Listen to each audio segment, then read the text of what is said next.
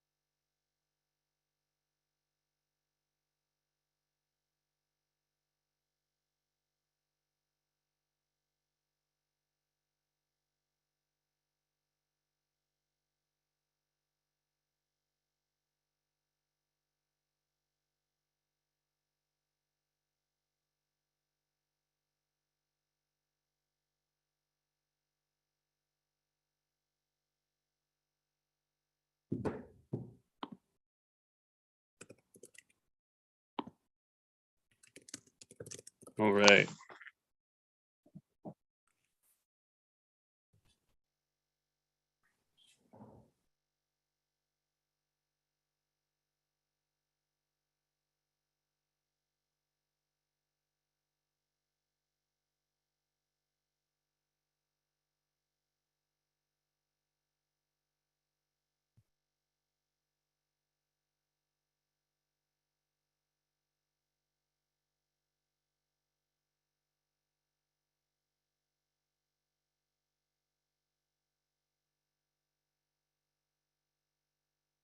Madam Chair, your mic's not working.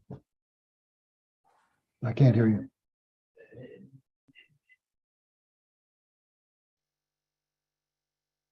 I do not hear you either.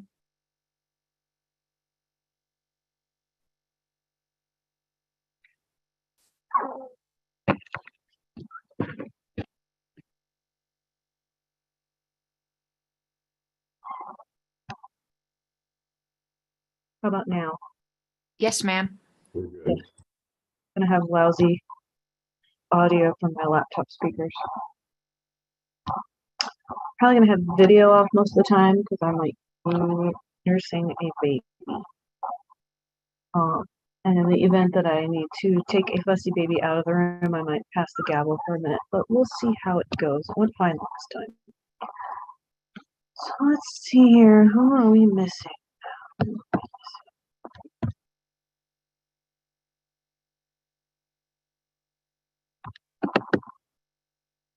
I don't see Mr. Elliott. I vote There he present. is. There Oh, he okay, is. there he is. Thank you. I was worried about you because of that email where you couldn't get in. Yep, Dustin's are here. Here. Here. All of the officers are here. Board is here. Paul is here. Maya is not in yet, but she will be. Is here. Joseph is here. Mark is here. Dustin Nana's joining again. Here. Here. Carrie is here. Here. Here. Martin Cowan is here. Kat is here. I think that's everyone. Okay, so we're going to be probably waiting for Linnea to join. She'll be joining a little bit late, but she is going to join. Madam Secretary, if you're ready, I'm going to call us to order. Yes. Okay, let's go ahead and do this. I'm going to call us to order at 9:06 p.m. Eastern Time. And everyone can see the OneNote on the screen. And let's go ahead and start with public comment. Did Here's you how- need me to call roll, Madam Chair? Oh. Yeah, I'm so sorry. We can call roll first, and then would you like to do housekeeping and then go to public comment? Yes, that would be great. Let's go right for it. Okay, so Ms. McCardle is present. Mr. Smith, Here. Mr. Hagopian, Here. I am here. Mr. Blankenship, Present. Mr. Bowen, Here. Mr. Elliott. No, he was here a minute ago. Mr. Rufo, Present. Mr. Benner, Here. Mr. Duque, Here. Mr. Eklund, Here. Ms. Eiler.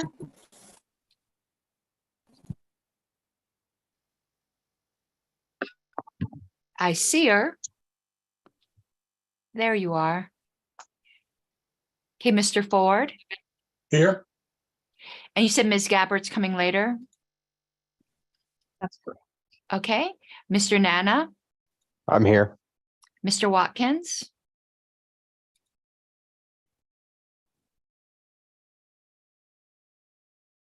Mr. Watkins? Hello? Yes, okay. Yeah, here. Mr. Clark, Here. Mr. Cowan, Martin Cowan is here. Mr. Dassing, Here. Mr. Hall, Here. Mr. Nepomuceno, Present. Mr. Pankey, Mr. Tunyevich, Here, happy New Year, all. Ms. Yanuskavich,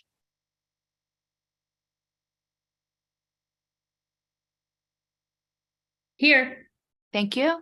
And I saw Ms. Houston is here. Also, Chase Crum is present. Is there any other staff members here?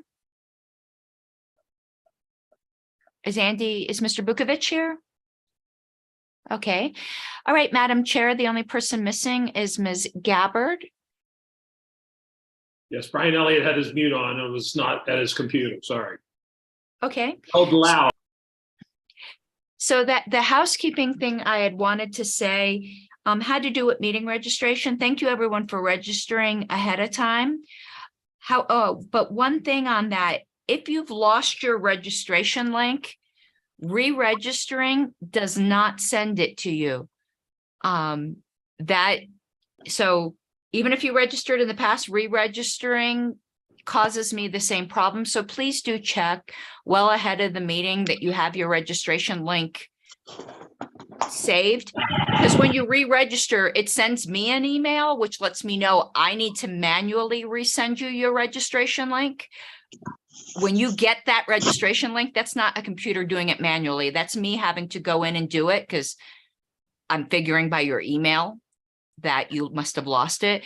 So even so, it's not an automatic thing. Please make sure you have your registration link ahead of time. There were a couple guests that registered more than like within 20 minutes of the meeting starting. If I have time, I approve those. But just so you know, if you don't register at least an hour before the meeting, you might need to watch on YouTube. So I'm just asking everyone to please be mindful of that. And lastly, Madam Chair, unless there's any objection from the LNC, I was going to be having Mr. Crum take all the roll call votes this meeting in order to give him some secretary training. That's fine with me.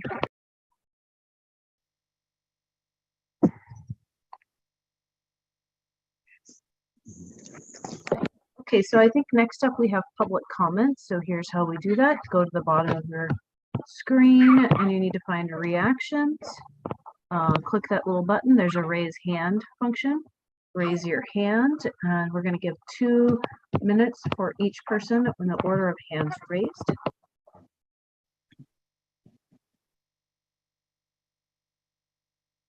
And I'll wait just a second to see if anybody else raises their hand.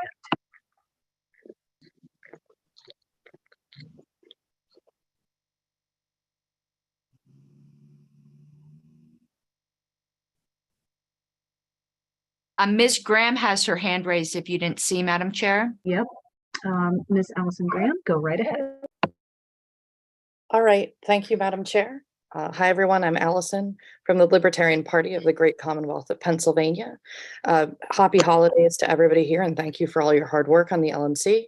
I just wanted to make a quick comment to let everybody know that the Libertarian Party of Pennsylvania annual convention for 2023, as I'm a part of the convention committee, is March 3rd through 5th in Reading, which is within an hour or two of Philadelphia or Harrisburg in the eastern part of the state.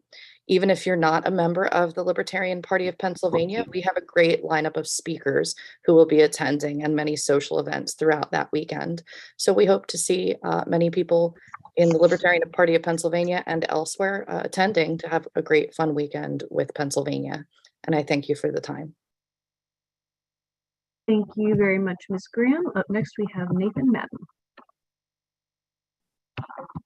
So similarly, Arizona is going to be having its convention on January 28th. If anybody wants to stop by, it is going to be in Phoenix. We would love to have you, love to see you.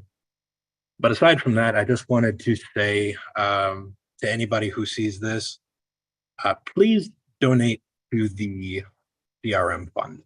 The CRM is one of the strongest tools that we could possibly have, and continuing in the future, it will be the strongest tool that we have together. I just want to say that. Everything else, hope you all have a good meeting. Thank you very much, Mr. Madden. Okay, let's go. There's no one else. We're going to move on to our next agenda item. Because we're closing this meeting with an executive session portion, we may not have opportunity for public comment at the end. Not 100%. Normally we do a 1-minute wrap up at the end, but last call for public comment. If you want it, please speak now, or for 1 month, hold your peace. Going once, going twice. Okay, next up we have on the agenda the awards committee vacancy, and it's been noticed by the committee. So I will turn that over to whoever is going to present that on our meeting today. Madam Chair, I don't know if any of the applicants are here or if anyone would like to speak on behalf of the applicants, but what I suggest, if it's amenable to you and the committee, is that we allow that opportunity, and then I send an OPA vote ballot after this meeting for those candidates and any further nominees via approval voting, with the highest approval person winning, no majority required. Okay, so I'm fine with that. Looks like Mr. Duque has his hand raised. Go ahead. Thanks. My question was, did we approve an agenda, and did it have the LP News item on it? And well, first off, did we approve the agenda? Because I might have missed that. Oh, it's because it's a special meeting, it's always set in advance. But Madam Chair, I made an error on it, and thank you, Mr. Duque, for reminding Oh, me. It's not on there. Yeah, I was going to suggest, because it was properly noticed and it was my Yep. error to not put it on the agenda, to do it after the two budget motions that are already on there. That's fine with me. I'm sorry, I missed it when I approved, when we went back and forth with the agenda. Yeah, let's make that, it would technically be item 5. And then the rest will go 6, 7, 8. Well, actually, I'm actually re-raising my hand if it's cool. That's totally fine. Thank you, Madam Chair. Well, I wanted to move, if it would be in order, I'd like to move to amend the agenda, or if it's, I don't know if it's to suspend the rules to amend the agenda, to move the last item regarding the executive director contract up to the top of the agenda. Reason being that I feel it's the most important decision we'll make in this meeting, and I would like for us to not wait until several hours into the meeting to be able to get to that, because I feel like it also has an effect on the decisions we're able to make in other aspects of the board. So I'd like to amend the agenda to go directly to the executive director contract. Okay. I put it specifically at the end because we've got to go into executive session and toss everyone out. But do we have any seconds? That's not a hill I'm going to die on. Second. Okay, been moved and seconded. Okay, any objection to doing things in that order? Unfortunately, I do object, Madam Chair. Okay. Do you want to speak to your objection? Yeah, I think we will get to it. And if we see time running out, we can always postpone the other items. But when non-LNC members come to the meeting, I'd like to be as courteous to them as possible. I'm not trying to insinuate that Mr. Duque does not feel the same way.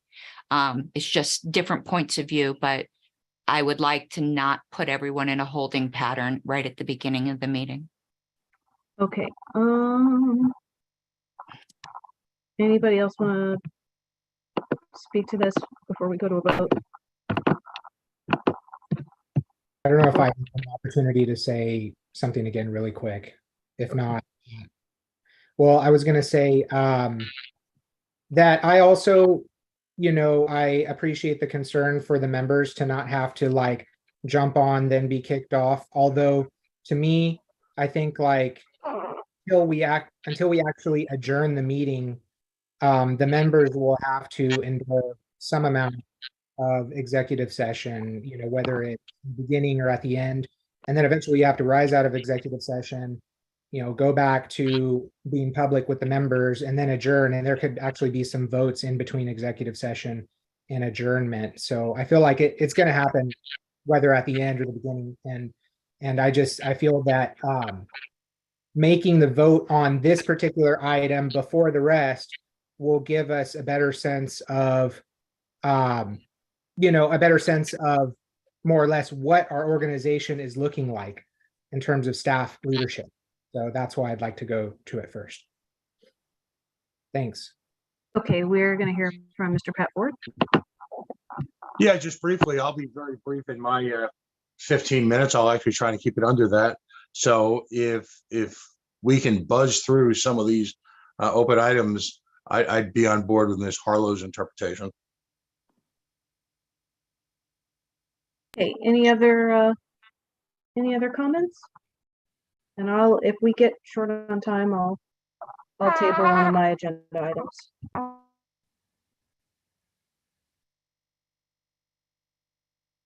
Okay, if there's nothing, let's go to a vote. I think because there's objection, we should go ahead and do a roll call vote because that's the easiest way to do it on an online call. Madam Secretary, at your convenience. This will be Mr. Crum. Mr. Crum, just duplicate ballot number 1 and make it ballot number A for this. This is unexpected.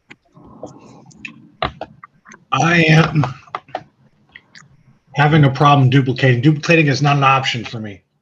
Right click. I'll do it for you for this one, but you right click, No, duplicate. I'm familiar with how Okay. to do it. It's grayed out. It's not an option to me. Oh, that's strange. Okay, I'll do this one. So 1 second. This is to amend the agenda. And you and I will troubleshoot that outside of a meeting. Sure. Mr. Benner, Pass. Mr. Blankenship, Yes, yay. Mr. Bowen, Yes. Mr. Duque, Yes. Mr. Eklund, Pass. Ms. Eiler, Yes.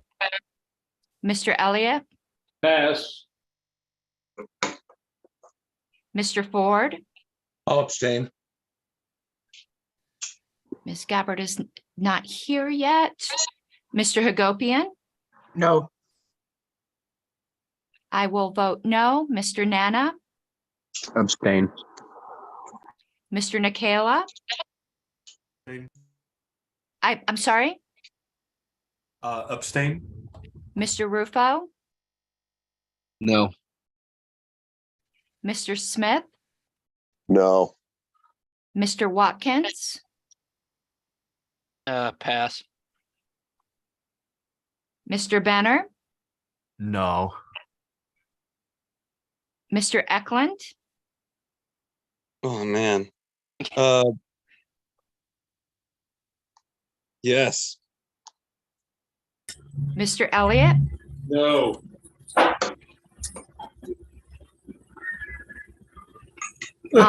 Madam Chair, it's 5. If I could object, It's okay, Sullivan, Wait, I was Mr. just about, Yeah. I was just about, it's okay. Oh, I'm sorry, Mr. Pankey. I'm sorry. yes. Thank you. Okay, Madam Chair, it is tied. Your vote can make a difference. Do you wish to vote?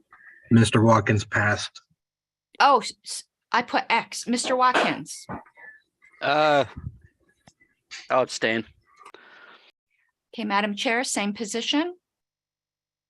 Oh, good grief, you guys. I was not prepared for this. Okay, I guess I'm gonna go ahead and say yes, and we'll jump right into it because there's an appetite for it. I did not realize this was gonna be a thing, but apparently it is, and we'll try to take care of it as quickly as possible. Okay, considering we're going to that item, Madam Chair, is a motion for executive session in order? Yes, a motion for executive session is in order now. I have a question. Is it permissible for Mr. Crum to attend? He has signed an NDA. I don't have any objection. Does anyone else have an objection?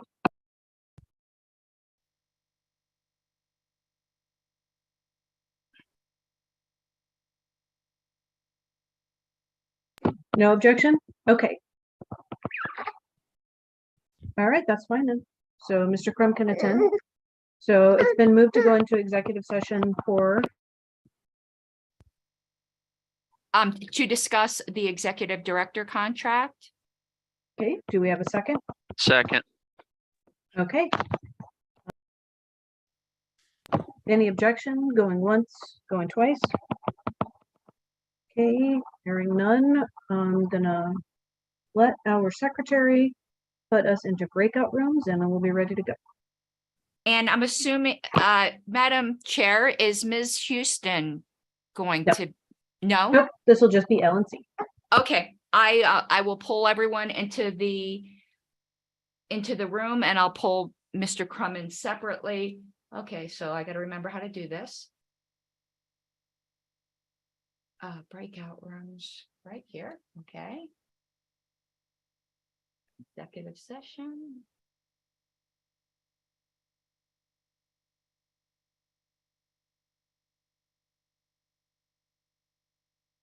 Yes, this is like magic.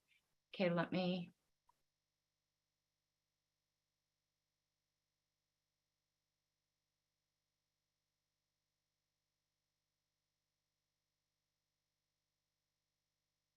Pat, did you not sign up with your email address? That is the one you gave me. I can't hear you. Yeah, I did. That's how I got in here. Oh, we're in the executive. No, we're not. You're not in the executive. You must not have used the one. Let me find you on this list because you're not in the executive session room. Should be, because I got the login from my P4 to coalitionradio.us.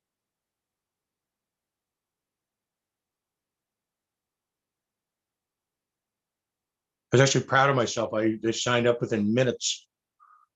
Okay, but you're not, for some reason, you're not in the executive session. Okay. You're assigned to it. Is it asking you to go into that room and you just, I don't see it. I use Zoom all day long. I still see the document that's being shared. Oh, I'm sorry. Here we go.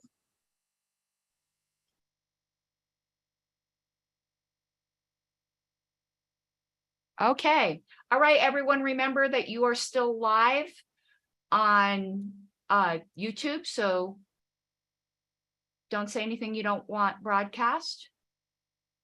And we shall see you in a bit.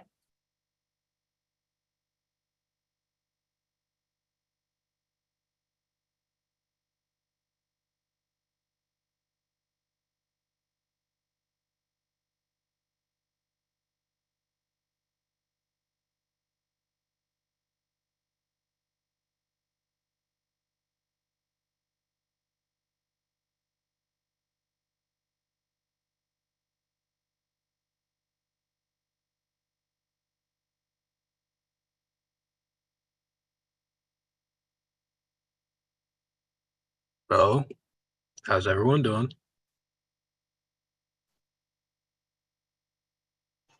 Hope y'all are doing well. Does anyone have any good jokes? I get to sit out here in the peanut gallery. Usually I'm in there.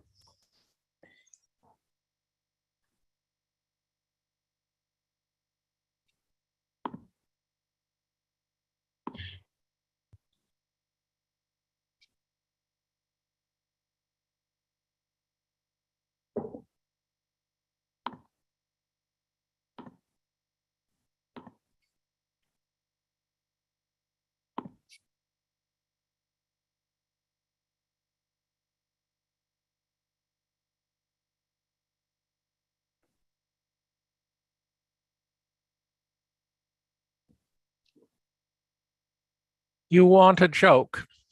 I'm always down for jokes. Let's hear them. Not mine, but amusing. And the motorist pulls into a service station. My car is making these very strange sounds. And so the mechanic walks carefully around the motorist and vehicle and looks and looks. You know, your problem is that's not an automobile. That's an elephant you're driving. Motorist pauses. Oh, that's why I could get so little luggage into the trunk. That was pretty good. You mean it wasn't bad enough? I'll take it. That's a good clean joke. Safe for YouTube, you know? We'll try again. The Republicans attempted to elect a Speaker of the House. Kevin That's a good McCarthy. I haven't gotten to the joke yet. Kevin McCarthy lost 14 times in a row.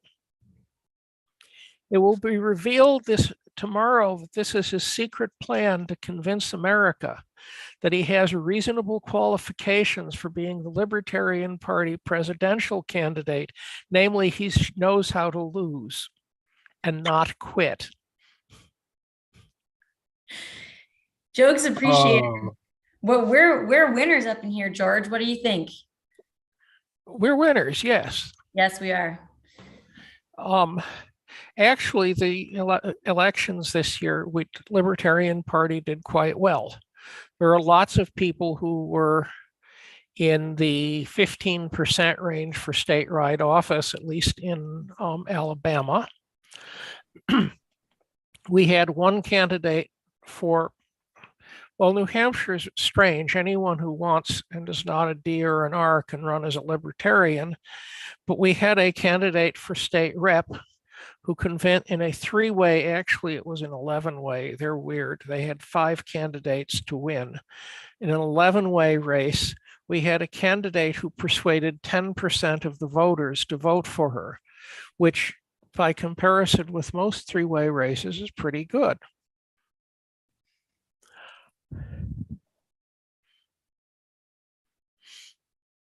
Oh, it's a joke also. The Massachusetts Republican Party hasn't worked out yet that it's a third party, but they're down to 9% of the registered electorate. They failed to get on the ballot one of their candidates for statewide office because they couldn't find enough Republicans to sign his nominating papers. And they are having a serious fight between their current state chair and the outbound and now gone governor. As a result of which they're down to 3 members of the state Senate. That's the 40 thieves, the 40 members of the state Senate, and 23 members of the state House of Representatives out of 160, which is pretty bad.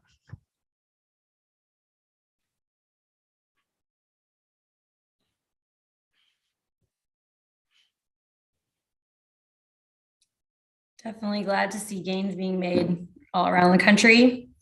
What do people normally talk about when executive session is going on?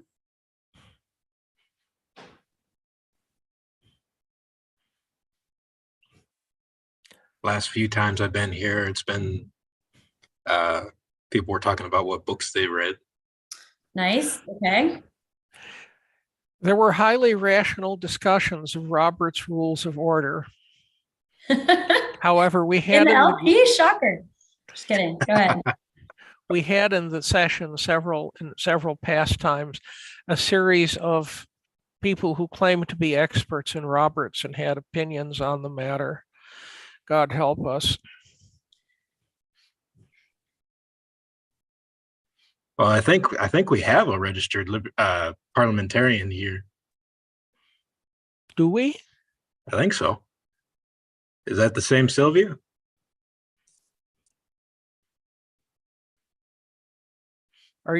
Yes, I am. Yeah. But I'm smart enough to keep my mouth shut. Sometimes. Good idea. Well, the best kind of expert.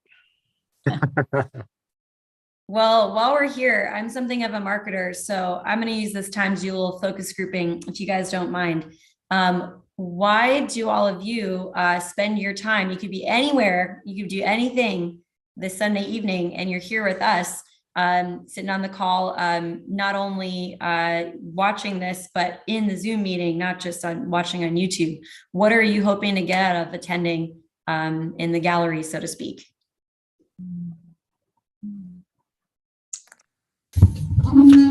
Just curious, Miguel dropped the link to it right before it started in the Region 1 Discord. Didn't have anything, well, I have plenty of better things to be doing, but nothing I'd rather be doing. Great. Thanks, Trevor. What state are you in? It is an R1. Washington. Washington. Sweet. That's what I thought. And sorry, Nathan, what were you saying? Oh, he just mentioned the R1 Discord. I'm in there. I didn't realize he dropped it. I'd gotten the link from the LNC business list a while back.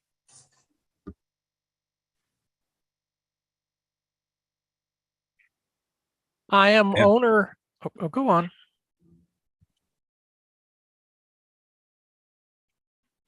I am owner / editor of Independent Political Report and Third Party Watch, which are the electronic newspapers that cover all third parties.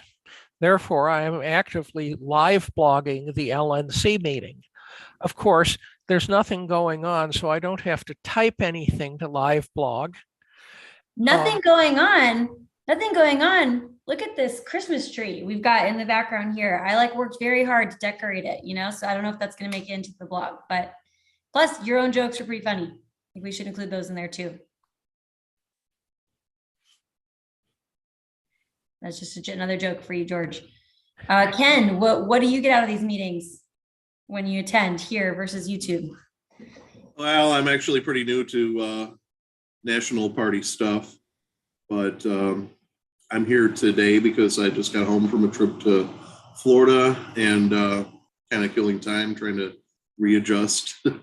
And I was on the platform committee for 2022, and I kind of miss the Zoom calls and miss the networking and all that. So figured Nice. hop on and see who I can meet. Awesome. Well, before we work our way around to everyone else, I want to hear about your signs. Looks like you got a couple of good ones back there. Tell us about those materials.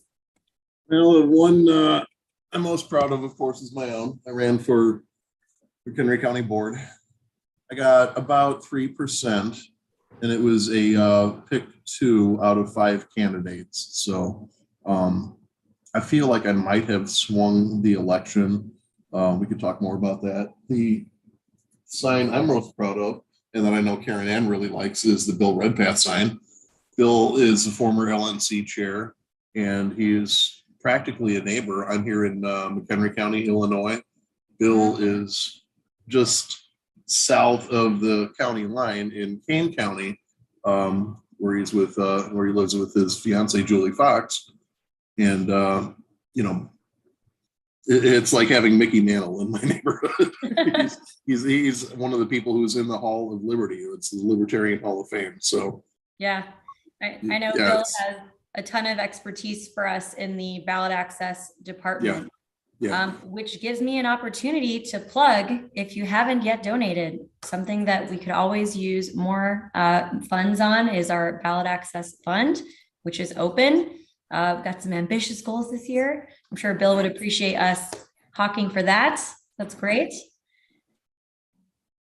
Does anyone else want to jump in on why they're on the call tonight? This is always fascinating to me. And we want to make it a good show, for everybody. I assume some of you already noticed I took opportunity for public comment to promote the CRM as well. The CRM is like the lifeblood, the LP right now for the affiliates that are a part of it. It's literally the only thing that is getting counties organized, at least here in Arizona. So yeah, I always try to shill for that. And there weren't many others who are part of that group that come on here and do that were available today. So great. Well, thanks for that. And you'll be hearing from all of us here at National very soon, but we are investing heavily in technology this year. So if there's anything anyone is looking for in terms of features or user needs that you have, be it CRM related or otherwise, we are very excited to be talking to people. We've recently hired, I believe, the party's first ever CTO, and he's been doing an amazing job getting us all organized in the CRM, but his scope covers a whole field of things. So if you and your affiliate are noticing an opportunity for us to do better at national or to be building things for affiliates, we want to hear about it. And this is the perfect time to do that. And your dollars really help us do that as well. So thank you, Nathan. Always excited when people do my job for me and promote fundraising efforts in public comment. For sure. Third Party Watch is running a series of articles, 1 or 3 a week, on running for office and things that the LNC and other libertarian groups should be doing, which some readers may find of interest. So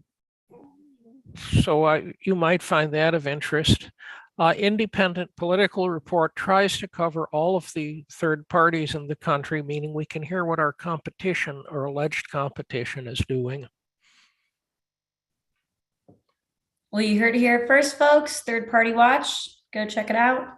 Oh, go ahead. What were you saying? Independent Political Report. And are those two separate entities, or are they the same? They're completely separate. Independent Political Report is about to be moved to the Outsider Media Foundation, which I am one of the organizers of, meaning Independent Political Report is going to try to do serious fundraising to do extensive coverage of all third parties, which of course means much coverage of libertarians. Gotcha. I'm just replying back to some comments here. And again, I'm a marketer, can't help it. Let's keep the focus groups running. I had another question, enough about national. What's the most exciting stuff going on in your affiliate? Anything cool that the affiliate's working on, or a big challenge you're tackling in 2023?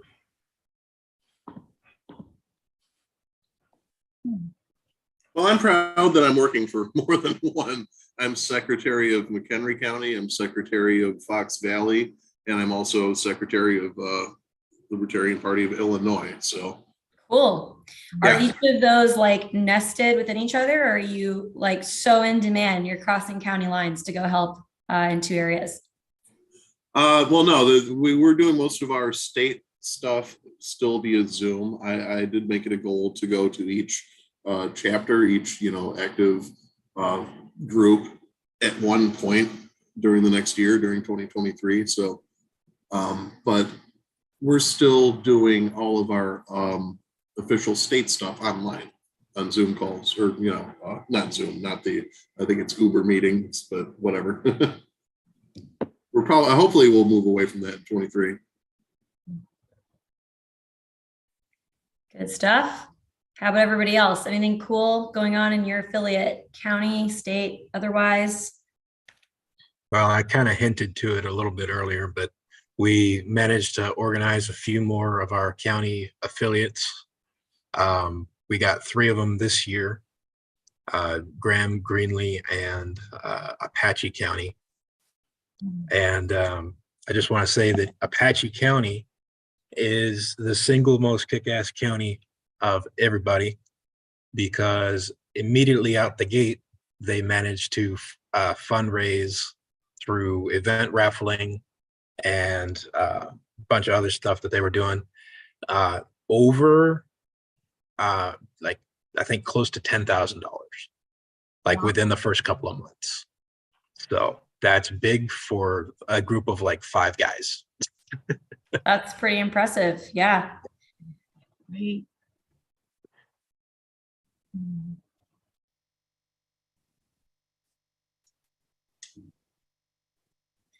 How Well, about, go ahead, Julia. South Carolina, and for the last 3 meetings, we've had 3 separate individuals show up who are seeking to get the Libertarian nomination for President of the United States. First month, we had a Mr. Mike Termat. I guess he was originally from Florida, but he's in Maryland now. And last month, we had Chase Oliver from Georgia. And this month, I guess it was yesterday, Saturday, right? We had Mr. Lars Mapstead. So all 3 gentlemen, I didn't know any of them. They all seem like good people, reasonable people. They're not out in left field. But I don't know how many more candidates there might be out there. but those Yeah. three that showed up to our meetings. That's awesome to hear people are getting on the trail already. It's definitely starting, right? I feel like we're right around the corner. It feels like 2024 is a long ways away and we just came off 2022, but I feel like actually the presidential cycle starts really right now, you know, so should be exciting to see all of these announcements coming out. Has anyone else been seeing exciting stuff in their affiliates that we can chat about now? I always like to hear what's going on in the field.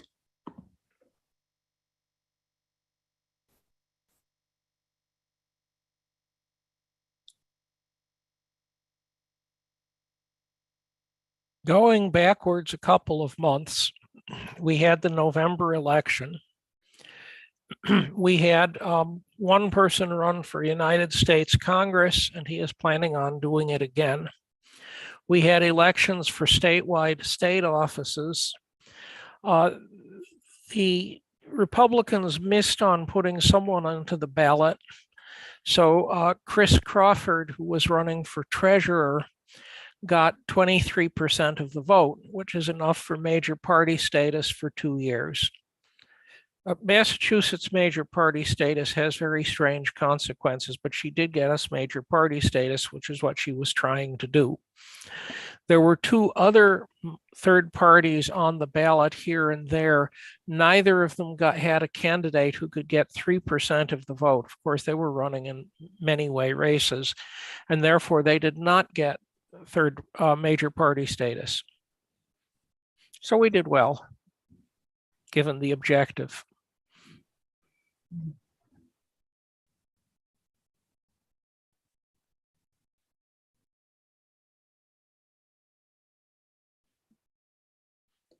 trying to think of other fun things we can discuss here. Do people usually hang out silently or chit chat?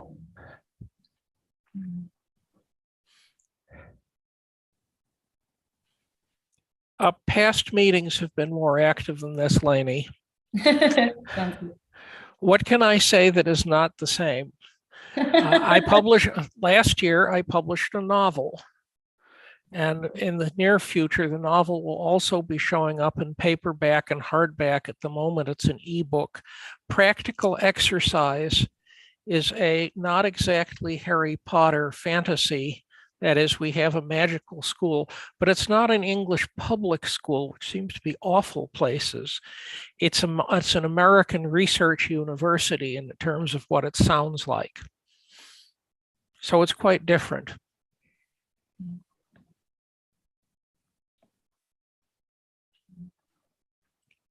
Well, I could talk about some of the stuff that came up in the state admin meeting for the CRM that we're trying to possibly set up fundraising for in the future as one of the updates that we want. That's all right. Yeah, I mean, happy to hear more about it. Well, Ken Moman was talking about there's the Civi CRM is an open source program, just for anybody who's not aware. And the guys who code it actually have a bounty out for approximately $10,000 to rework the way that multi-site works on it. And the current version of multi-site is actually what is like putting the state affiliate IT guys in sort of plastic handcuffs for certain things that we want to do that we have to go to national for. Is basically the way that the current multi-site works is if you have an elevated access level to be able to do something that is within multi-site, you can see all of the other sites that are within the multi-site and you can affect them as well. So one example is like if you want a contribution page and I just want one for Arizona. If I had access to edit anything on that, then I would also be able to edit stuff for Kentucky. So approximately $10,000 to have that reworked, and that would actually like solve like 90% of the complaints that have been coming along from the various affiliates that have the CRM. So I don't know how that would be set up, if there's something legal with the FEC, or if that's something that national can do, or if that's something that even the state parties could fund. But that is definitely something, that is an upgrade that would unlock the rest of the potential. Yeah, that's fascinating. So let me see if I understand this. Is this a bug bounty, or almost like they're saying, hey, you know, if anyone can resolve this, we'll pay kind of a finder's fee or creator's fee for 10 grand to build this feature? It's a feature request that they're basically saying it's $10,000 for them to redraft the whole way that multi-site works. So. And yeah, so to confirm, they're trying to pay that to someone else, or they're saying they're requesting that for the upgrade. Oh, I see. Okay. So, but yeah, that's basically the situation with that. But it would be very interesting to see that happen, however it happens, whether it's somebody privately that does it, whether it's the states, whether it's national. I mean, raising 10 grand shouldn't be that hard. It's just the format that it takes, which was something that Ken was talking about. That there's some legal issues when it comes to national doing things, because it's all FEC. Yeah, we always want to figure out how we're doing things in compliance, right? But that's really interesting. And let me just, share with you, Nathan, or anyone else who has ideas like this on their mind. Obviously, we work super closely with Ken. Huge shout out to Ken Wellman, by the way. I don't know if everyone in the party knows how hard that man works, but he volunteers very, very hard. Lots of people around the country spend countless hours and every single week to do stuff, but Ken deserves a special shout out. I'm sure you guys all know that. I've heard a bit about this from Ken in the past, but if there's any ideas like this, I just want to let everyone know we are currently in the process of building our tech roadmap for the year of 2023, starting obviously with some near-term stuff. So if there's ideas that can help unlock your affiliate or just make you more productive through the tools that National maintains, we want to hear all about it. So Nathan, I know we've got a ticket process. If anyone hasn't submitted that idea, obviously Ken works very closely with us, but feel free to submit that as a ticket. And I would just be interested in hearing if anyone wants to be part of our user needs discussions or focus groups. I guess it's probably too formal of a way of thinking about it, but we're talking to really passionate power users, including that state admins group. So more to come on that, but love to hear feature requests.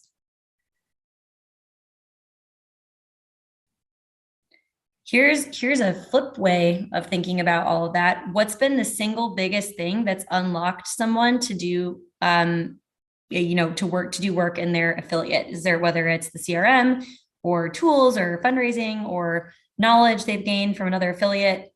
I'd love to hear about that. I'm going to sound like a broken record here, but it's absolutely been the CRM. Yeah, and I'm going to put you on the spot. Tell me more specifically so we can understand what the special sauce is and scale it out to other people. So one thing with voter data, obviously you have to sign an NDA because there's a lot of sensitive data. But after you pass that, and once you're using it effectively, your walk lists, your call lists, your signature gathering, all the ballot access efforts, volunteer efforts, organizing counties, literally everything that the party does becomes that many more times efficient. Just because you have tools within the CRM that build things out for you. We have mapping tools that we can print these Excel files and they'll go straight into a map, and you have a walking list that'll be like, okay, this, you go from here to here to here to here. And it's your most efficient route to go through things. Your call lists. There's a tool within CRM that you can write out a script for people to use based on what your call is going on for. There's just a massive amount of like potential in there that once you get trained on the basics and you take a little bit of time to look at, it's just a massively powerful tool. And then beyond that, beyond even the CRM, you have your website. There's so many things that you can do with a website. I mean, it's the modern age. People look for a website first. So if your state affiliate doesn't have a website, you're probably not known except by word of mouth. So, oh, here they come. Oh, they're back. Here we come.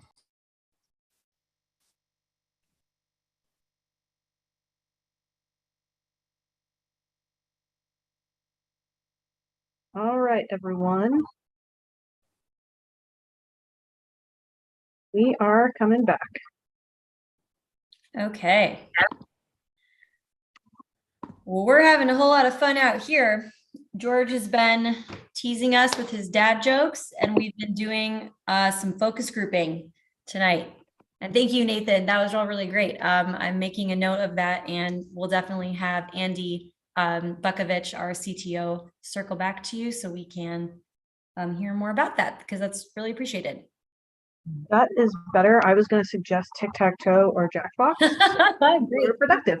I've been spending too much time on Clubhouse in the past, year or two, you guys. I'm getting better at this chit chat. Speaking of which, shout out, if you like this kind of thing, there is a pretty active Libertarian Clubhouse crew who hosts almost like every hour of the day. There's something fun to be doing over there. All right, are we all back? I actually don't know how to tell if we're all back. Let me look. Okay. The second to last to leave, it was me and Kathy. So if Kathy's here, then we're all. Okay. Yeah. Okay. I'm Now here. okay. I think we're all here. And Connor Nepo just joined as well. Okay. So we have a motion on the floor, I believe. I'm trying to remember if I actually made it. The motion is to approve the executive director's contract. You So I'm gonna hadn't, go ahead. yeah, you hadn't made it yet, Madam Chair. Okay, so I'm going to go ahead and formally make that motion. Second. Second. Okay, it's been moved and seconded. Let's go ahead and go to going once, going twice. Any further? Well, we can't discuss it. Just kidding. Let's go ahead and go to a roll call vote at our secretary's convenience. Mr. Crum, if you could use ballot tab number 8, if it lets you do it. I don't know if there's some permissions problem. Yeah, I have it pulled up. Are you ready? I believe everyone is ready. Fantastic. Mr. Benner. Yes. And there's our answer to that one. I still cannot click inside of it. And I Okay, have a hold on sneaking one suspicion second. that's gonna be permanent. Okay, that email address, the Outlook one, that is the correct one? Yes. Because it says you're an editor. Okay, well, I'll do this one. Do this one. Let me log out and log back in. Okay, I'll do this one. Mr. Benner, Yes. Mr. Blankenship, Yes. Mr. Bowen, Yes. Mr. Duque, Yes. Mr. Eklund, Yes, indeed. Ms. Eiler, Absolutely. Mr. Elliott, Yes. Mr. Ford? Yes. Has Ms. Gabbard joined us yet? Okay, Mr. Mr. I do not Pankey? believe so. Yes. In consultation with both Linnea and Region 7 members, I will abstain. Mr. Hagopian? Yes. I will vote yes. Mr. Nana? Yes. Mr. Nikela? Yes. Mr. Rufo? Yes. Mr. Smith? Yes. Mr. Watkins? Yeehaw. Codpiece? Madam Chair, it's 1501. Okay, motion passes. Thank you, everyone. And thank you, and congratulations to our new, for real executive director. Congratulations, Laney. You guys hooked me. How'd you do that? Sorcery, witchcraft, dark magic. We painted our faces blue and yelled freedom. We got some of your hair. Oh, all right, so let's take a look here. I am trying to see what is next on our agenda because we moved it around. The awards committee, Madam Chair. Okay, so awards committee. Is there anyone who applied for the awards committee or anyone who is currently on the awards committee or anyone who is going to speak on behalf of someone who wants to be on the awards committee? Any of you, are you on this call right now and would you like to speak? And if so, please raise your hand so I can see you. Looking for hands. I don't see a single hand. Madam Secretary, you had a suggestion on what to do for this agenda item. Yeah, I was suggesting after you had given the opportunity for anyone to speak or on their own behalf or on behalf of any of the applicants, that I tomorrow or this evening send out an OPA vote ballot to expire in 3 days. That's a detail I just added. Approval voting, the highest vote getter wins, no majority required. I am totally fine with that. Does anyone have any objection to doing that? I know there are people on the awards committee. You are certainly free to weigh in. Works for me. Okay, there we go. Good. There we go. All right, let's do that. Okay, so moving right along. Next up, we have policy manual amendments coming out of Chair's Ad Hoc Policy Manual Committee. Okay, so this is a proposal by the committee, which is Ms. Harlows, Ms. Yanuskevich, and Mr. Elliott. Thank you very much. You can go into new business with previous notice.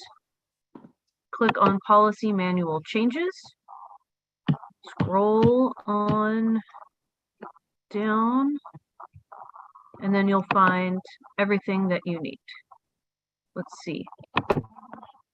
Madam Secretary, can you help us navigate to the easiest place to find the different changes? Yeah, if you go to the OneNote and new business with previous notice, where it says policy manual changes, if you hit on that PDF that's in there, it is in markup. Got it.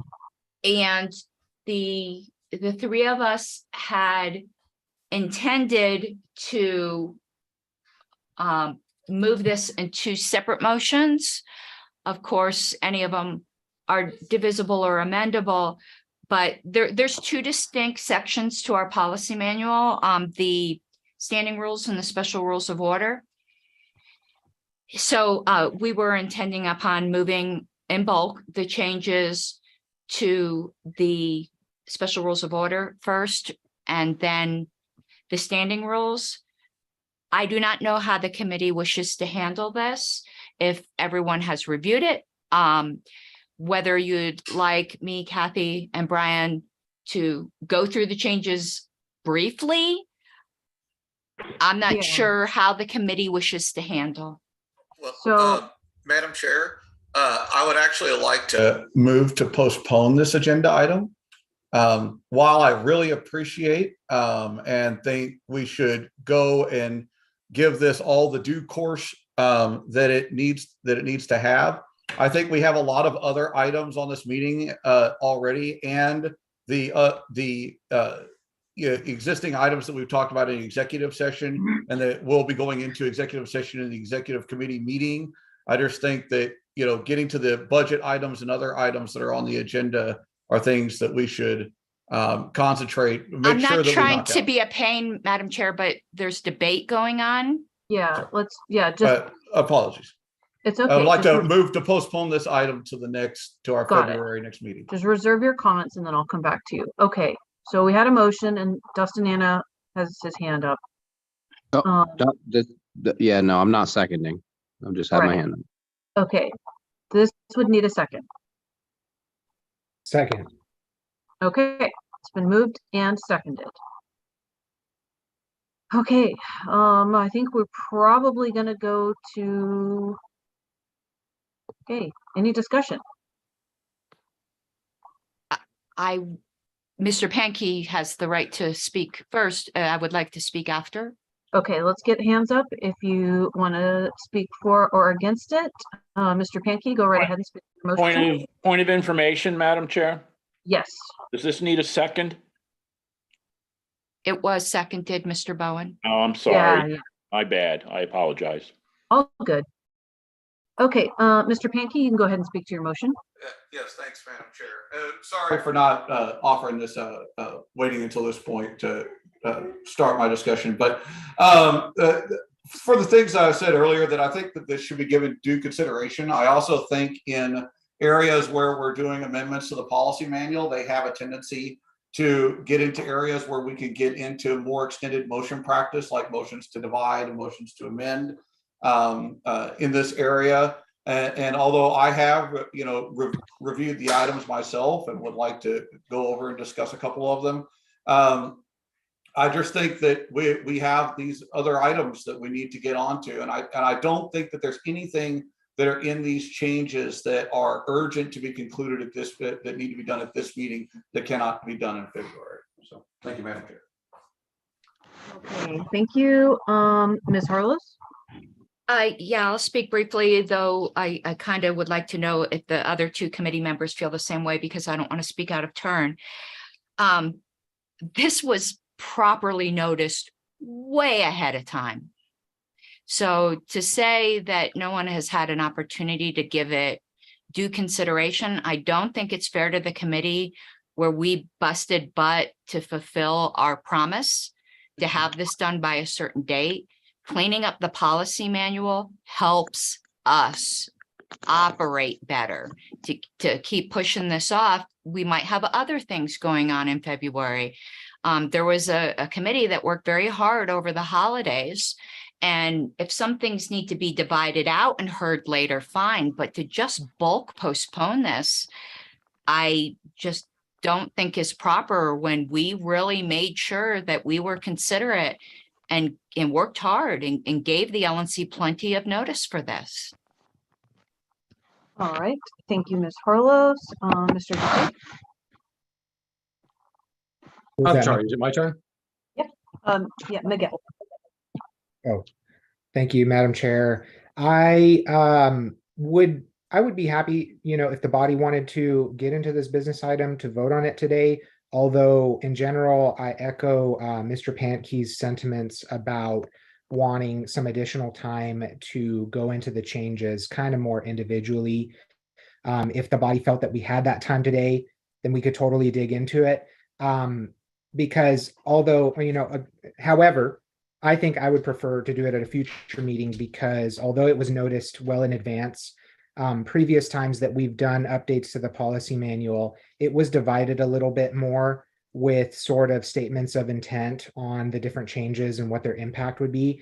And there are certain items in the kind of bulk changes that I definitely think should be, if not divided, should be discussed so that we really understand the implications on the staff and different committees and their responsibilities and their ability to, have oversight in these different areas. So I kind of I want to better understand the impact, again, to different stakeholders on some of these items. And it might just be more efficiently done after a little bit more division on the items. Thank you.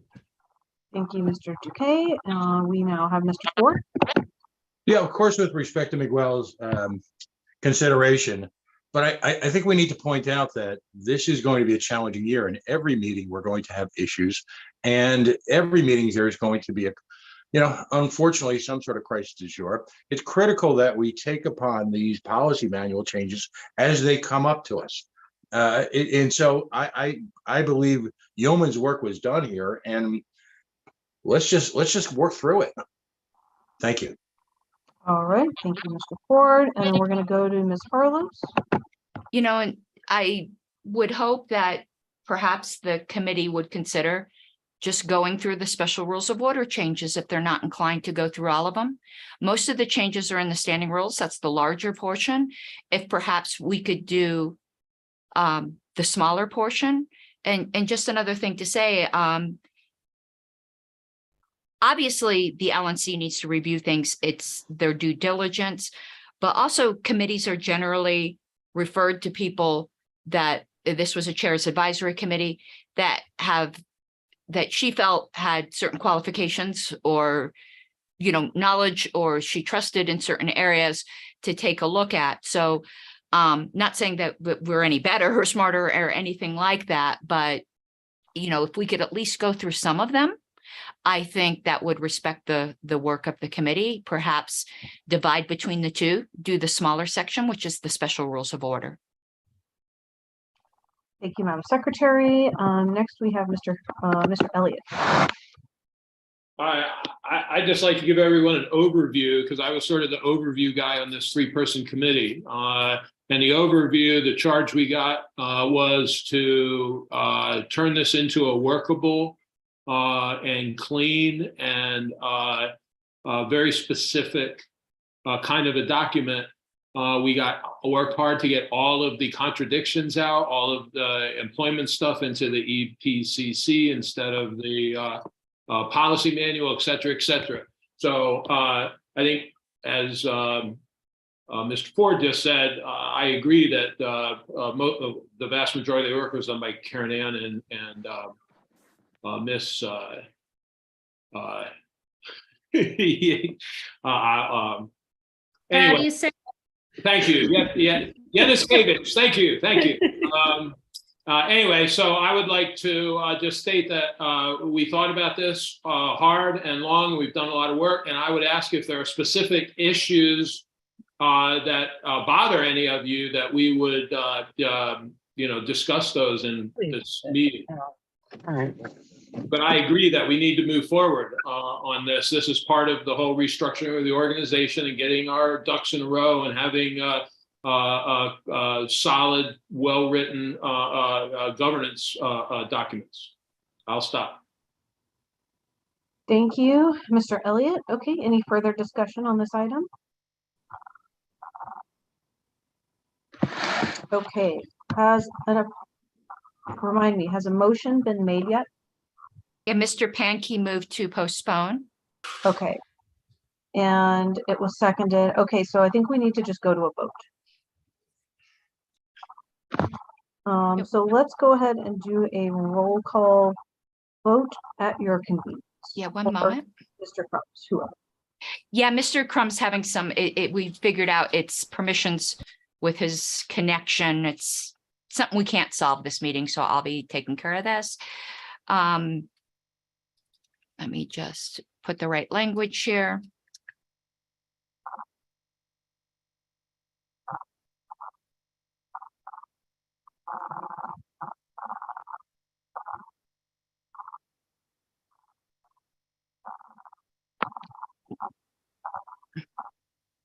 Okay, Mr. Benner.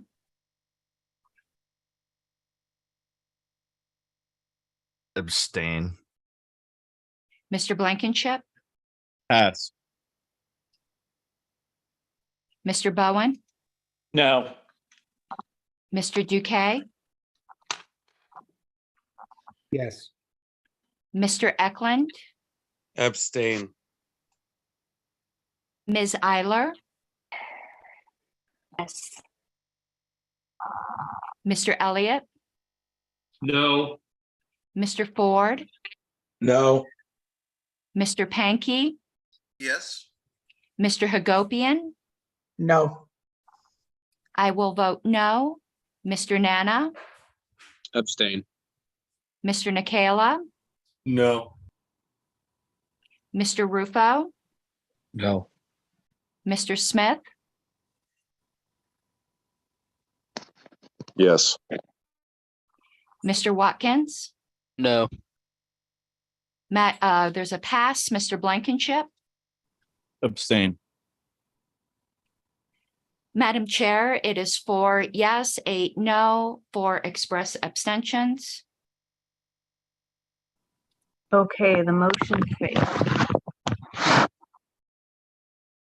All right, so now we're back on the same agenda item. And I believe it warrants a motion if we're going to continue. I will move, and I'll do an overview if it gets a second, to amend the special rules of order as indicated in the markup copy of the policy manual distributed to the LNC. Okay. Do we need a second? Second. All right. Would you like to speak to your motion or walk us through it in a nutshell? Yes, and I would also like either of the other committee members to just jump in and interrupt me, because this was a group effort if there's something I'm forgetting or not stating properly. So again, this was to clean up and clarify. The first thing was to make it clear, this has always been a tradition. It's never been in the policy manual, but everyone understands this to be the case, that the vice chair serves the same intermediary role that regional representatives serve for affiliates in their respective regions. This is just cleaning up in the next thing. I'm just moving through it quickly. People stop me with questions. The executive committee, like where it said, you know, they can do everything except amend the policy manual. It says addition, deletion, or amendment. That's all subsumed under amendment. Those extra words are not necessary. The executive committee is also empowered to do other things that are specifically delegated to it. And it says specifically making it explicit that the LNC controls the party and it has the authority to rescind decisions of the executive committee. That was always implicit. We felt it needed to be explicit. Also, on previous notice, this was a contradiction. If you, or potential contradiction, if you read this hyper literally, it could be understood to say that at our regular in-person meetings, nothing could be added to the agenda. That was never the intent. So it just notes that previous notice isn't required unless required in the bylaws or the parliamentary authority. Special meetings always require previous notice, so it made that explicit. On the proposed agenda, we never do a credentials report and paperwork check. Most people don't even know what that is. I guarantee you probably, well, maybe some people from the last LNC know, but I bet you most people here have no idea what that means. I could tell you what that means. It's the opportunity, and you already have this right under the bylaws, to claim that an LNC member is no longer a party member and therefore they do not qualify to be an LNC member anymore. Staff alerts people to that. It doesn't need to be on the agenda. Appointment of assistant treasurer at post-convention meeting is already up here. I don't know how this got missed for so many years, so it was duplicated on here. It's also required at the post-convention meeting to elect the Historical Preservation Committee chair. This also needed to be explicit. Non-party members can always be excluded from any meeting. The right to attend meetings is to party members. Without objection, without a vote, non-party members could just come. But if an LNC member objects, non-party members can be excluded. This here on the minutes, we had 2 separate procedures for approving LNC minutes and executive committee minutes. It was cumbersome and crazy. It needs to be just one simplified procedure for auto approval of both LNC and executive committee minutes. If you had noticed the last time I put up something for auto approval, I said, well, you have this deadline for this set of minutes, which is executive committee, a different deadline for this one. It makes it really difficult to juggle. So we standardized one auto approval process, no matter what kind of minutes they are. So that got rid of quite a bit of language. Electronic mail ballots, clarifying the procedure we've always done, that you're allowed to debate in the ballot, but the initial ballot can't contain debate because that's started by the secretary. And here, this term, votes abstain, that's incoherent. To abstain means you didn't vote. So you can't vote abstain. That's just an absolutely incoherent notion. Here, we don't do this. For original main motions, somebody needs to document the time at which the tally was announced. We have recordings for this. The purpose of this is if somebody drops out of the meeting and comes back within 5 minutes, they have a right to vote. We're perfectly capable of noting that without having some formal policy that somebody is supposed to be keeping track of all these times.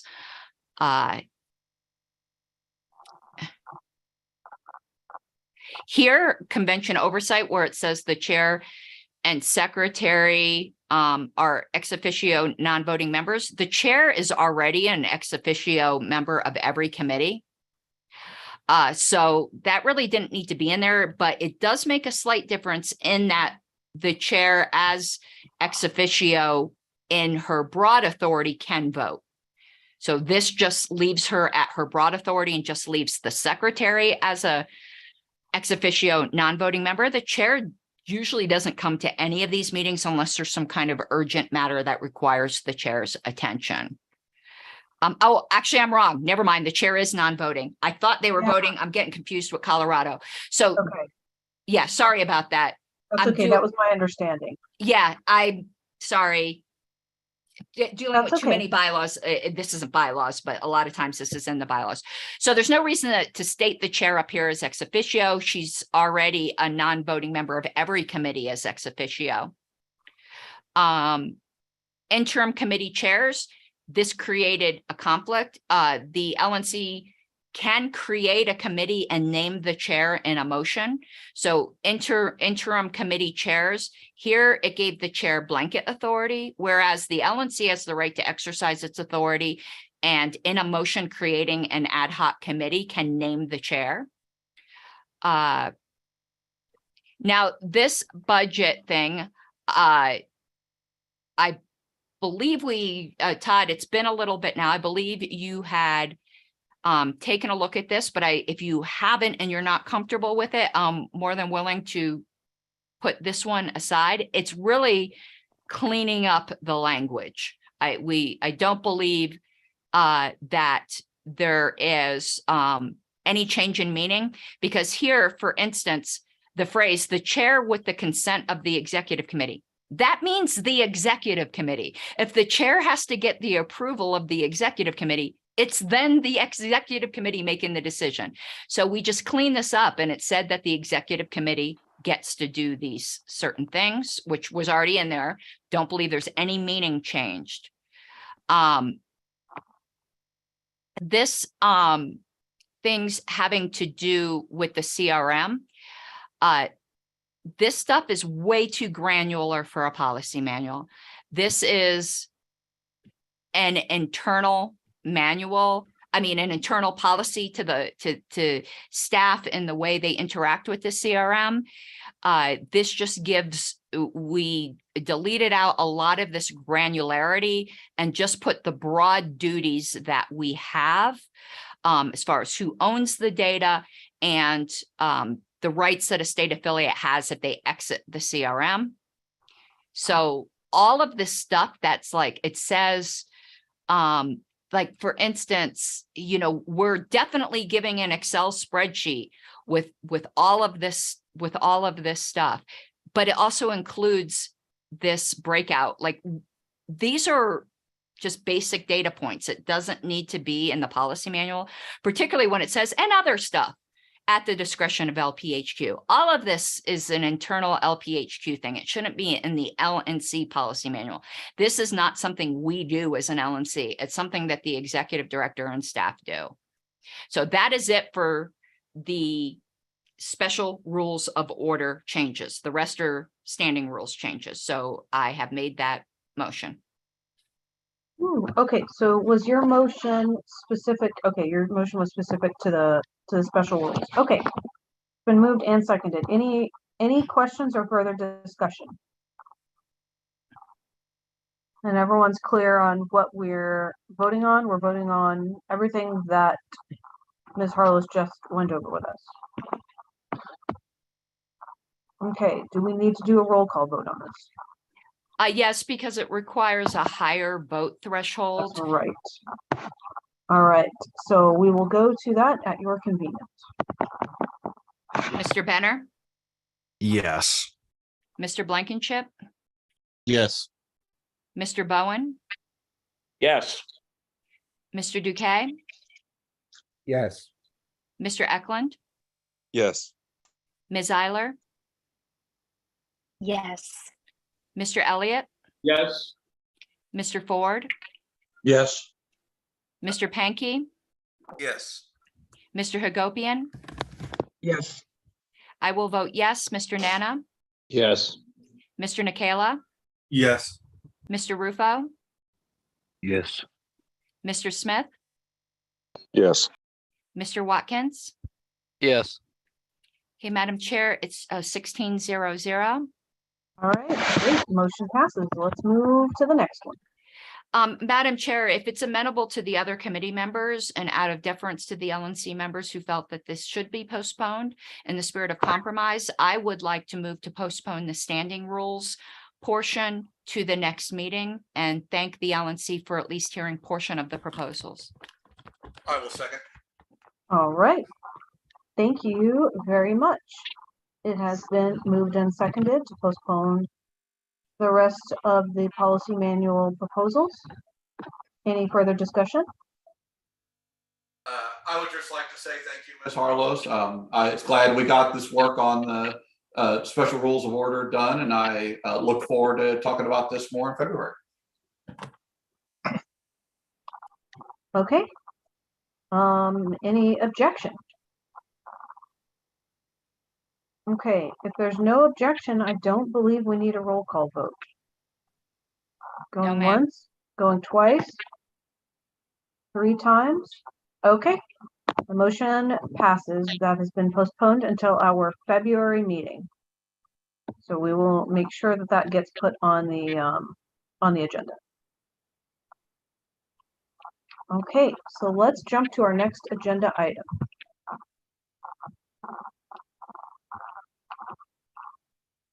See here. Sorry, I'm going back and forth between screens. It is Mr. Ford's affiliate support committee motion. Okay. Great. Let me, as I promised, I'll get right to the point here. First of all, I want to thank Madam Chair, Ms. Houston, for working with me and coming up with, I think, is a very fair, appropriate compromise to some of the conversations we had at our last meeting. So the proposal will be worded as simply as this: a $10,000 annual budget, subject to, of course, a fairly about a 5-minute definition of the underlying proposal and where the money is going to be spent. A couple of notes ahead of time. Some of this does involve social media marketing costs and budgeting for them separately, so they're attributed directly to the line item where they're being spent. That work, of course, will be done under the purview of Ms. Houston and the professional staff at the party. So this really represents not us going out and doing our own social media marketing, our own advertising for anything we're doing. It just represents really a cost accounting technique where we've got a specific budget and we have to work with the confines of that, and we're accountable for all the normal processes in both securing the expenditure and how it's actually prosecuted, if you will. Folks, you've heard my presentation a number of times.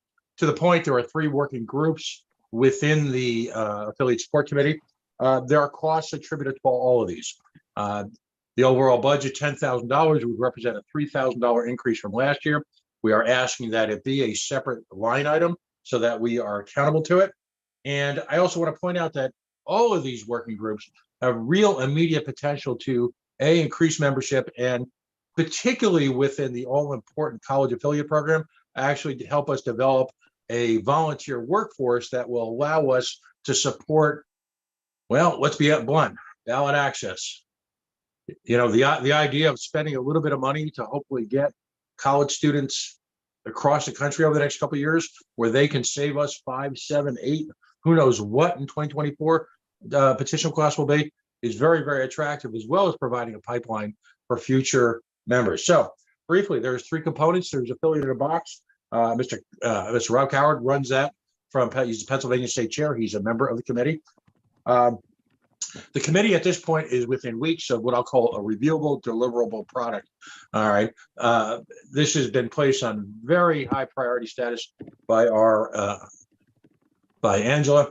And this is going to comprise essentially 2 areas. There's going to be a physical product that we're hoping to deliver to all 50 states, as well as local affiliates.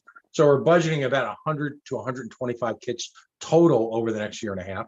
And the physical product will be, if anyone ever, and Ms. Harless, you can speak to this, if you're very involved in a state incorporation, there's a binder, and included in that binder are certain fundamental documents that Ms. Coward, in conjunction and working with Angela and her office, if you will, are in the process of creating. And that work, like I said, is about to be done, and we'll hopefully soon, within a few weeks, have a product that the LNC can look at. The second portion will be digital. We're looking to enhance and, if you will, make more accessible the type of digital artwork, and also bring some up to date, but the digital artwork that's already on the Libertarian website. And so that if affiliates are looking to do a business card, if they're looking to do, you know, the world's smallest political quiz, whatever, if they're looking to customize it, they'll have easily accessible artwork that they can deliver to their printer and have their graphic artist just personalize it for that particular affiliate. With 100 to 125 pieces, we're budgeting about somewhere between $15 and $17 a piece plus shipping. So we're asking out of that $10,000, we're going to roughly attribute about $3,000 of it to the affiliate in a box. And we're hoping, again, to have a deliverable product very shortly, but that's the product that we're going to have in stock too for new affiliates when they're created. So there'll be that reach out through affiliate support committee with the contacts established at the state level to make that available as quickly as possible. Rob additionally is working through our developing contact system, to have contacts at each state affiliate. So when folks either need a new kit, perhaps an update, suggestions, ideas, there'll be a rapid communication back and forth between the committee and the state affiliate. The second part is the part that I happen to be involved in, the affiliate hub. A couple developments on that. We're actually starting to use that. I don't know if anyone saw, right during the holidays, Olga from the Libertarian Party of Vermont sent out a killer statement, that they developed, and a couple of us workshopped with her, and a killer statement against our buddy Bernie, for his political cowardice and stepping away from that war powers resolution at the very last minute at the behest of everybody's favorite peacenik, Joe Biden. And we're able to put that through the network. What we've got coming up this month is we've got 1 defined and 2 more in the pipeline for the next 30 to 40 days, where we're going to support, if you will, local affiliates, a town council day or a city council day, where they attend city councils in a pre-planned, professional, unapologetically libertarian statements in sequence to effectively take over public comment at a city council meeting and provide, a real deliverable message to them about issues that impact the local community. Now, we want to take that, again, put it through the pipeline, get as many affiliates nationally shared as possible, but we also want to avail ourselves of social media marketing. And there's a cost in that. And, so with the occasional hard material, hard collateral, as well as digital marketing, we're estimating about a $3,000 to $3,500 budget for that. Third, and I think a really exciting program is what's taking place with the collaboration between the Libertarian Youth Organization and Linnea Gabbard's team, if you will.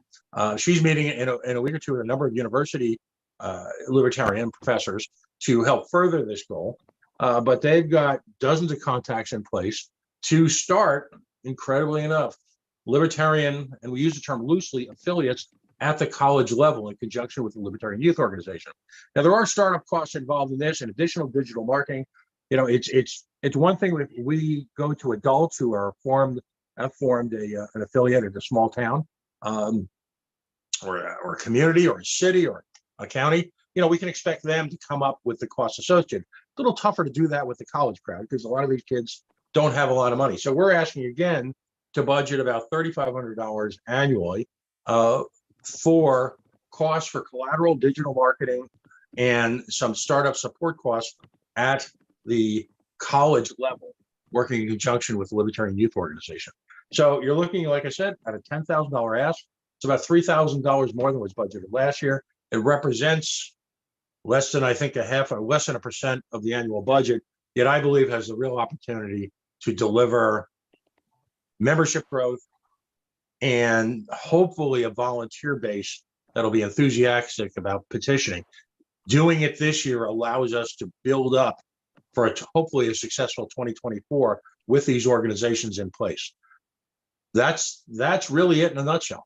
And again, I appreciate Madam Chair and Ms. Houston providing this sort of idea and this framework and this support for the budgeting, of course, based on your approval. Happy to take any questions. Mr. Ford, so your 17,500 was amended down before you made the motion to 10,000? Yes, ma'am. Okay, want to make sure I had it right on the screen. Thank you. Okay. Okay, thank you guys. So I want everybody to understand what this vote is going to do. So I'm just going to give you, we're going to start by I'm going to give you some information. I do think affiliate box is important, and I love that, and we need it, and it needs to be much better than some of the stuff that we've had previously. So what this is going to come out of when Mr. Ford says it's 1% of the total budget, that's correct. But it is about half of the no, it's not about half. 17K would have been close to half. It's a much smaller chunk, which I appreciate, but it is a good chunk of the political impact budget.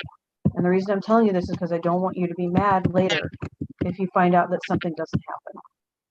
So out of 81,000 total in political impact, there's about 25,000 there that is loosely, not directly earmarked for political impact stuff. The rest of that stuff sort of goes towards contracting, like contractor salaries and comms tools that we use currently, some of those being meltwater, media monitoring things, social media tools, and so on and so forth. So some of the things that we were looking at doing over the next year, you're not going to be able to do all these. You're going to have to, something's going to have to go unless we fundraise more. Freedom Fest costs about $20,000. 10,000 of it comes out of political impact.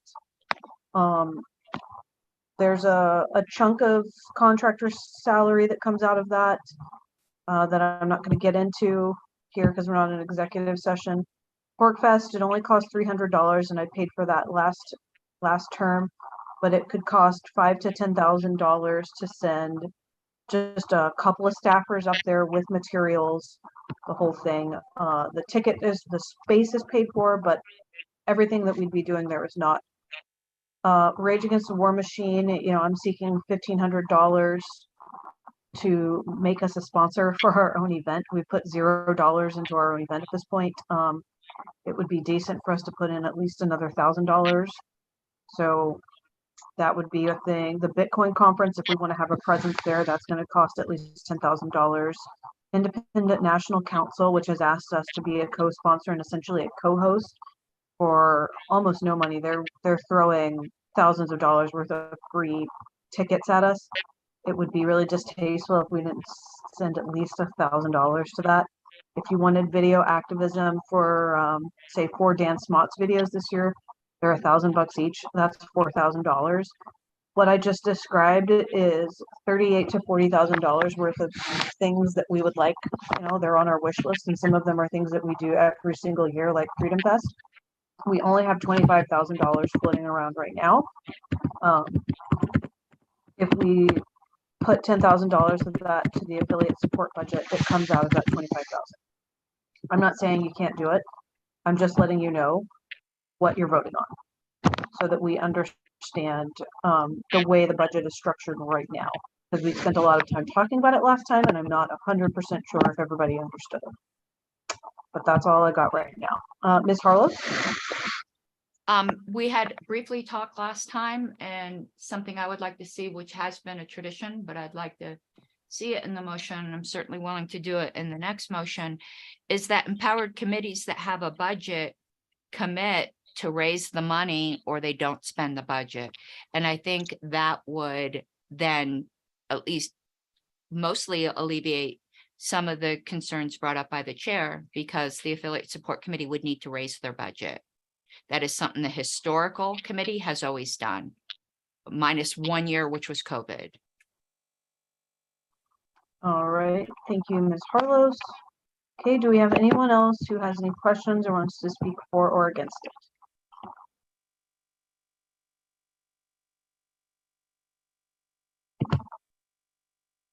Okay, anybody else?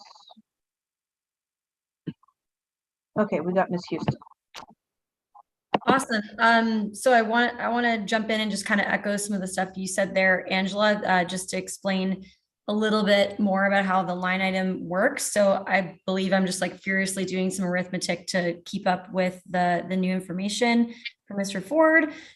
So the total budget is roughly $88,000, and that covers anything we do that's basically comms related or political related, other than the special things we've already articulated, which are ballot access and candidate support.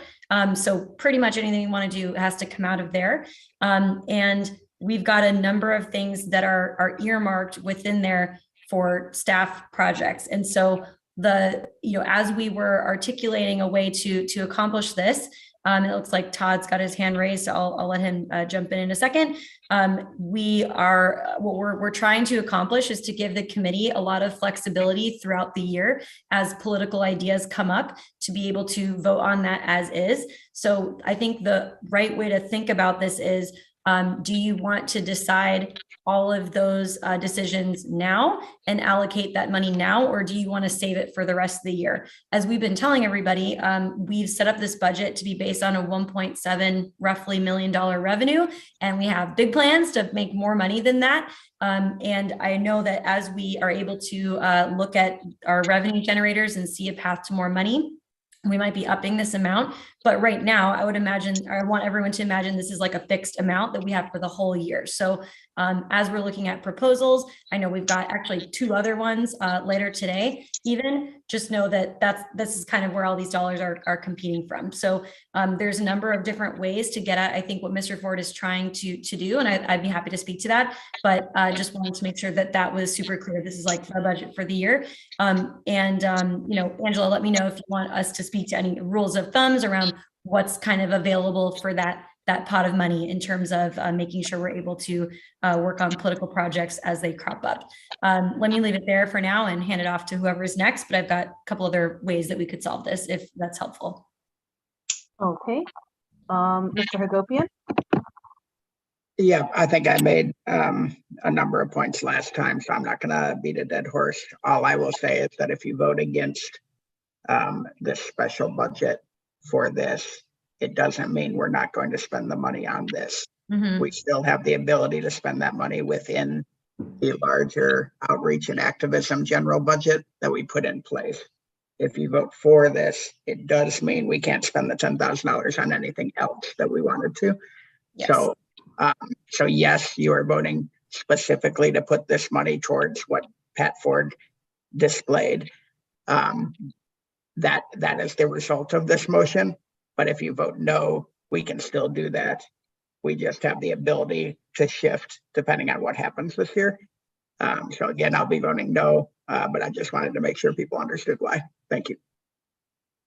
Thank you. Do we have anyone who's going to speak in favor of the motion? I'm guessing Mr. Ford is. Okay, let's let Mr. Ford go. So again, here's the issue from a realistic perspective. Again, I hate to beat this to death, but we're talking about affiliate development and a real potential for volunteer development at a fraction of the cost of virtually every other budget. And I just have to ask, we're looking for volunteers, for example, to petition. And in very recent times, we've either come achingly just above, or in one significant case, we lost ballot access because of our inability as a party to develop a significant resource for volunteers. And that's what, quite frankly, all this is. So I see this as an investment. I have to disagree when folks talk about emphasize that we're taking money away. We invest so little in our affiliate development. It's actually kind of astonishing. And past committees have done some yeoman's work and done some great stuff and some contests and good stuff. But in terms of overall development, one of the real challenges we've had over the last few years is with affiliate relationships, because they've been challenged and troubled. Now, I'm not saying this administration is going to conduct anything remotely like past administrations, the sort of carnage that took place. But again, it's a $1.7 million budget. And the reality of trying to get money outside of the budgetary process is intentionally challenged, because the point of having a budget is to be able to look forward to the year and spend and invest appropriately. If we've got an opportunity for relatively small dollars and it takes a month or two before we can get the approval of the budgetary process, very often that opportunity is lost. So it's difficult to run. And listen, I'll do my best. If you tell me, Pat, you're getting nothing and you like it, I'll deal with it. All right. And I'll fight my way through it. But at the same time, we can't, we saw in New York, we can't do things on the fly. All right. And that wasn't this administration's fault or anywhere near their responsibility.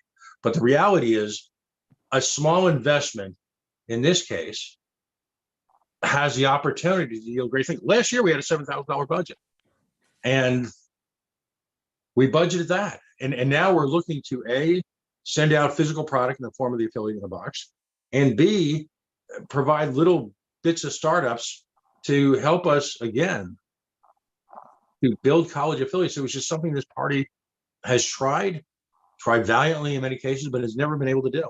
And because of the timing with Libertarian Youth Organization, this is probably one of the best opportunities we have in a year before the election. We start doing this stuff in 2024, it's going to be too late. We need to start this work now.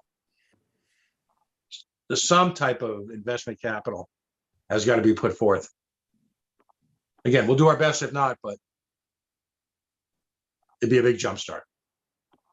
Okay, thank you, Mr. Ford.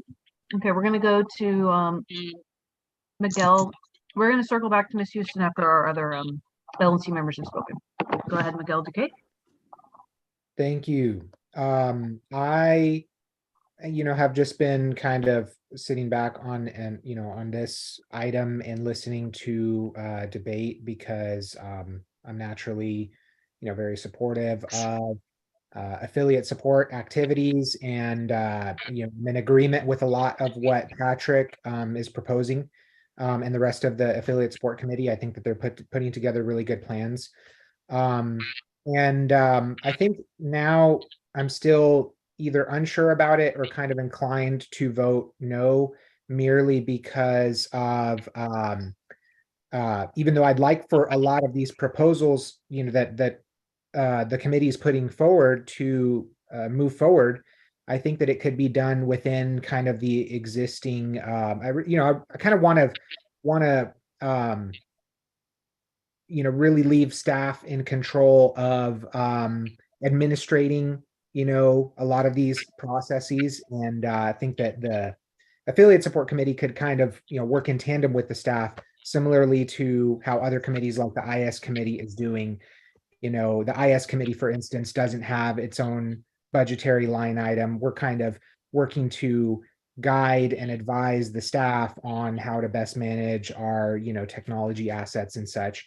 And I think that, in comparison to previous LNCs, we'll really be able to work a lot better with the staff and trust that they will move forward with our recommendations. And kind of the reason, again, additional reason that I'm now inclined to vote against this is because various affiliate support programs, activities, etc., may well overlap with areas of other committees, such as IS committee. Like, for instance, IS committee is very eagerly exploring right now things like e-learning content for affiliates as well as candidates. There's a lot of overlap as well with a candidate support committee. And I just think if we start breaking out sort of budget items for specific committees, then it may cause kind of unwanted either competition or a situation where committees need to start making their own budget motions as opposed to just kind of working hand in hand with staff. So that's where I'm at the moment. Thank you. Thank you, Miguel. Let's go now to Brian Elliott. Madam Chair, Dustin had mentioned this in chat, and so I wanted to bring it up here. Time has expired on this. We're way over.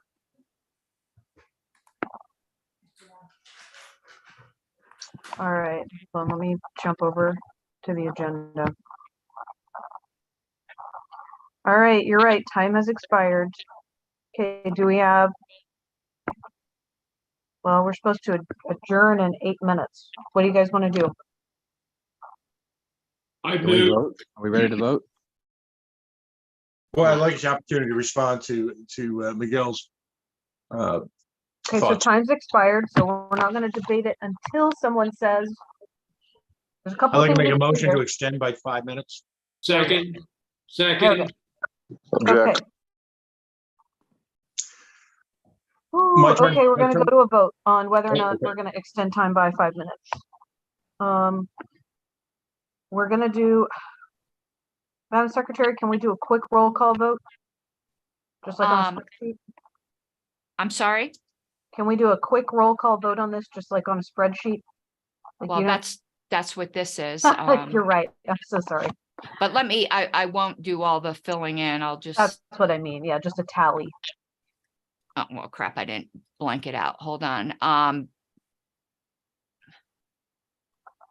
Mr. Benner, Yes. Mr. Blankenship, No. Mr. Bowen, Yes. Mr. Duque, No. Mr. Eklund, No. Ms. Eiler.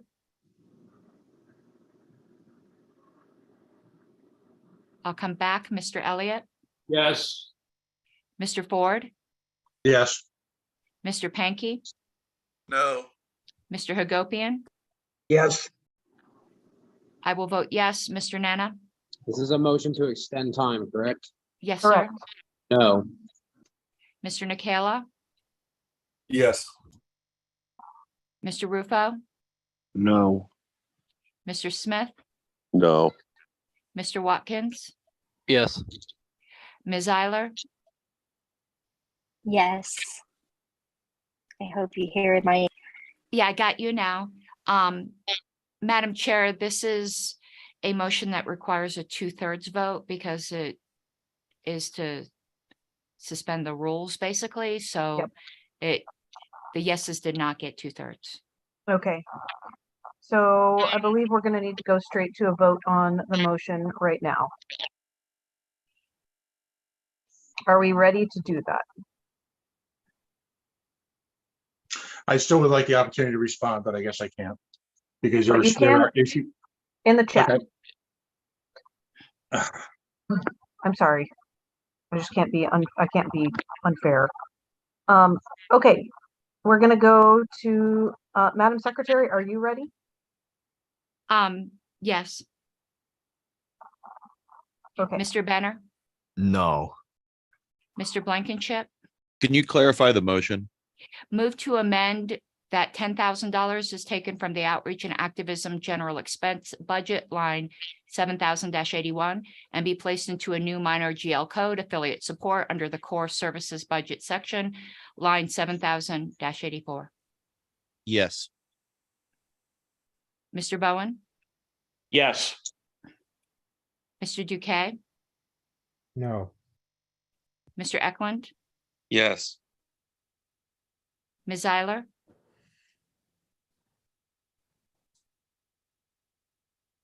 No. Mr. Elliott, Yes. Mr. Ford, Yes. Mr. Pankey, Abstain. Mr. Hagopian. No. I am going to vote yes. Mr. Nana, Yes. Mr. Nikela, Yes. Mr. Rufo, No. Mr. Smith,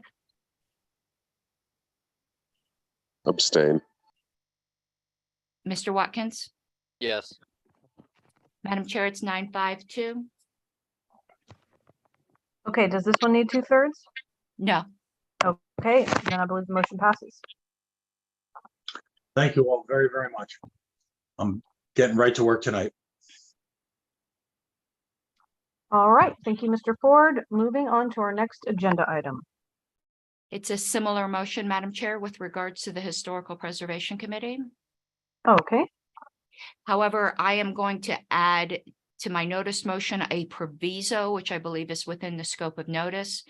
The proviso shall be that the committee shall not spend any of these funds until it has raised the same amount of funds.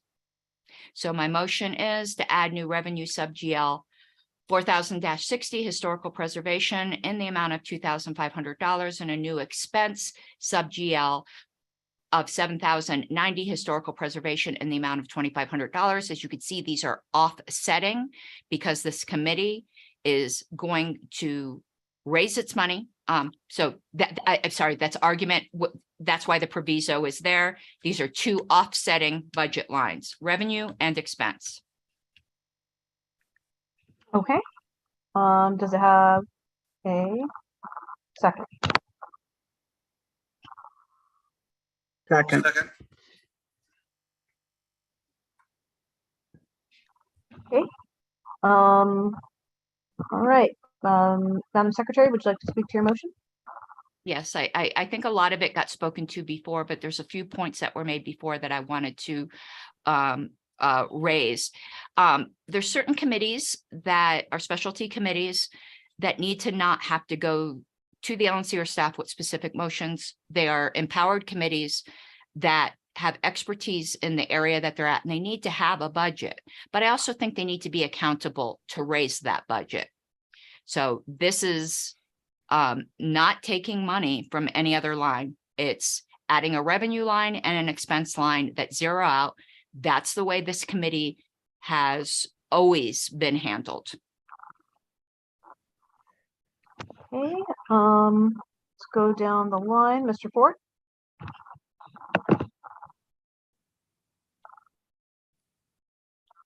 I'm sorry, that was archived, but of course I rise in support of this. The value of this committee is mighty. Thank you. Okay, let's hear from our Executive Director, Ms. Houston. Awesome, thanks. I just want to clear up some additional information on this so everyone is equipped with the information to do a good vote. We had asked when we were doing the budget process, each of our committee leads to ask us for any resources that they need so we could budget appropriately. And thank you to Ms. Harlos who had done that. In this political impact line, which is supporting our political impact committees, we had already allocated $6,200 for this committee. It is already earmarked, won't get touched, doesn't need an additional line for the staff to not spend it. I completely understand if people want to have a special line item for it. What's really important for people to understand is how much this committee costs to run so that we can vote for the appropriate amount. So there are three major expenses that go into all of this.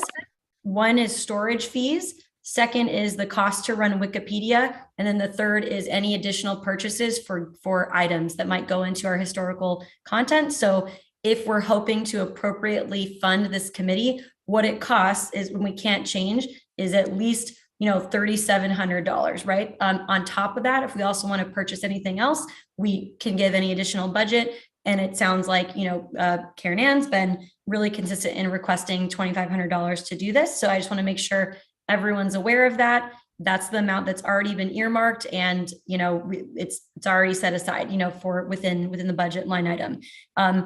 Furthermore, I want to make sure we all kind of understand how things work in terms of raising money. While I really appreciate the sentiment, it's very much appreciated to try to raise money before we spend it. That's fantastic. I do think we need a little bit more discussion around how and when we can spend money that's been raised, to make sure we're doing that within the lines of budget line items, because there are some other things to consider about, in addition to cash on hand. When are we spending that money? All that good stuff. So let's get into that if anyone has any questions, but really appreciate the idea to raise the money. It's very much appreciated for committees to help us do that. I just want to make sure everyone's aware how much this costs and how much is already set aside for the earmark. And this is not needed if we're trying to protect that money for the committee, unless we want to split something out specifically. So thought I would just share that information. Thank you, Ms. Houston. Okay, next we're going to hear from Mr. Hagopian. Yeah, I'll just talk real briefly. As Lainey said, this is in the budget. However, I will be voting yes on this due to the revenue offset. And what that does do, in my opinion, is, Karen Ann, that would allow you to have the $2,500 for sure, whereas Lainey could not spend that money on other things if she decided she needed to later. And so I think this is exactly what you're looking for. Lainey will still try to do the other things within the existing budget that we planned for. But due to the fact that you're offsetting the revenue, I will be a yes vote on this. Thank you. All right. Mr. Ford? Yeah, just briefly, Ms. Houston, maybe a suggestion offline is to have a meeting with a variety of committee heads so that we can understand, working with Mr. Hagopian, what the parameters are on how we can raise money, what type of mechanisms we can use, in other words, setting up a procedure so that I can get right to work with our committee raising money. Absolutely. I don't want to derail too much. I'll just say two very brief things. Number one, I believe Todd and or others have suggested a very brief training in Q1 for the entire board and especially committee heads who are not on the board, who just to understand how all this works. So we're all super aligned, and more importantly, can set expectations with donors who are donating to these things, because that's really, really important. How your money is going to get spent if you're donating to a specific project or fund. And then second, something else, Todd and I are looking forward to doing is sharing the detailed plans of all these various things are earmarked, because a budget is just a high level roadmap. I'm sure everyone's really interested in exactly what we want to spend money on. So that's coming your way whenever we get a chance to be able to have the information to do that. Cool. Thank you, Ms. Houston. Okay. Ms. Harless, do you have your hand up? I do. Okay, go right ahead. One thing, this is for just additional purchase items. That's what the $2,500 is for. We don't get to buy them if we don't raise the money. In the past, the storage unit has never been booked to the historical committee. That storage unit existed prior to this committee.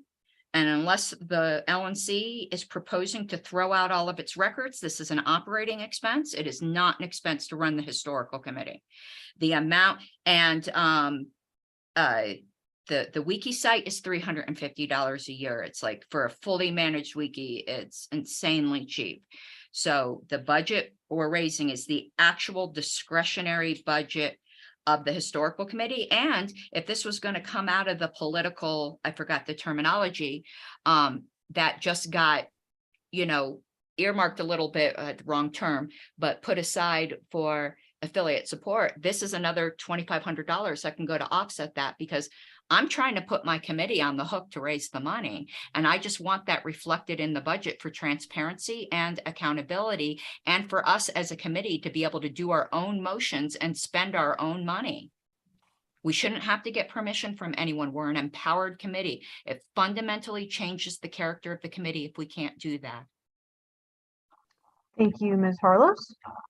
Okay, if there's no other comments, I think we are going to go to a vote. So Ms. Harlos, whenever you are ready, we will do that. Mr. Benner, Yes. Mr. Blankenship, Yes. Mr. Bowen, Yes. Mr. Duque, Abstain.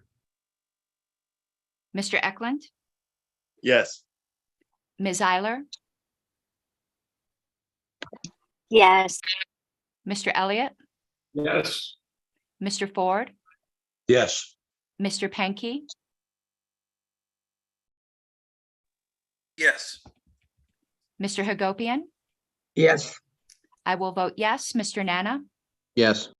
Mr. Nikela, Yes. Mr. Rufo, Yes. Mr. Smith, Yes. Mr. Watkins. Yes. Madam Chair, it's 15-0-0. Okay, there you go.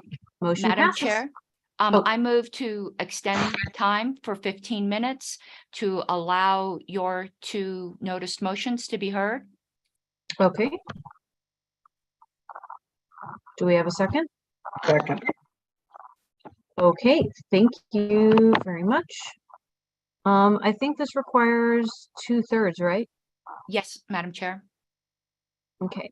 If there's no objections, we're going to go to a roll call vote when our secretary is ready. Yeah, I can finish typing that out later. Everyone knows where we're at. Just give me 1 second and I'm going to do a clean sheet. And by the way, this is for just the chair's motions, the LP News motion, I'll bring up at the February meeting. There's no hurry on that. Mr. Benner, This is for an extension of 15 minutes, correct? yes. Yes, I vote yes. Mr. Blankenship, Yes. Mr. Bowen, Yes. Mr. Duque, Yes. Mr. Eklund, Yes. Ms. Eiler, Yes. Mr. Elliott, Yes. Mr. Ford, Yes. Mr. Penke, Yes. Mr. Hagopian. Yes. I will vote yes. Mr. Nana, Yes. Mr. Nikela, Yes. Mr. Rufo, Yes. Mr. Smith, Yes. Mr. Watkins. Yes. Madam Chair, 16-0-0. Okay, thank you very much. The motion passes. So now let's jump to our next agenda item, which is to list us as participants of the Independent National Council. Okay, so I have dropped several documents about this event all over the list. Let me speak to it really briefly. Linnea, who is not on the call, and Andrew Watkins have both attended a couple of meetings, as well as TJ Kosen. So the organizers, one of the main organizers is a man named Christopher Life, and another guy named Blair Fitzgibbon, who has worked with past LP candidates in a lot of PR capacities. Yeah, so they haven't worked with us recently, but they've worked with us before. So what they're basically doing is they're looking to use the unification of what they call the independent sector to be able to establish a new sort of center of gravity for politics that helps to accelerate what they view as the end of the duopoly rule in our government. And they think that it's imminent and they want us to be a part of it. So when they say independent sector, they're talking about a few things. They're talking about politically independent people as well as minor parties, basically everyone who is outside of the two-party paradigm. They're having a big event in Austin, Texas, April 3rd through 5th. They are paying for everything and they want to list us as officially involved, endorsing it, so on and so forth. Right now, my motion is to list us officially as involved, not as co-sponsors. I would like to make a different motion for that next month. after I've got a little bit more of you who have attended things and have bought in, because I think it's very careful I want to be very careful what we attach our names to. But I'm very comfortable with it at this point. And the general argument that Christopher Life, the organizers, has made is that through unification, we're able to put issues of governance on our national agenda. Things like social issues, economics, and environmental issues are not things that we all agree on, but we do agree that governance right now in this country is really messed up and it needs to change. And his examples are ballot access, revolving door alphabet agencies like the FDA, how people come into those positions of power, voting systems, voter fraud, transparency, and things like Pentagon black budgets, transparency with government spending and policy crafting, things like passing 10,000-page bills when the people who are doing that have no time to read them, voting 16 times for the Speaker of the House, kickbacks for corrupt politicians like Senator Pan in California, how legislation is drafted and passed, and accountability. Those are the things that this project is really focused on talking about changing, and that's what they want people to come rally behind and come together on. Those are things that they think we all agree on pretty much. They draw us closer together and they foster a spirit of cooperation and understanding when we work together on them, even when we don't agree on things like economic policy.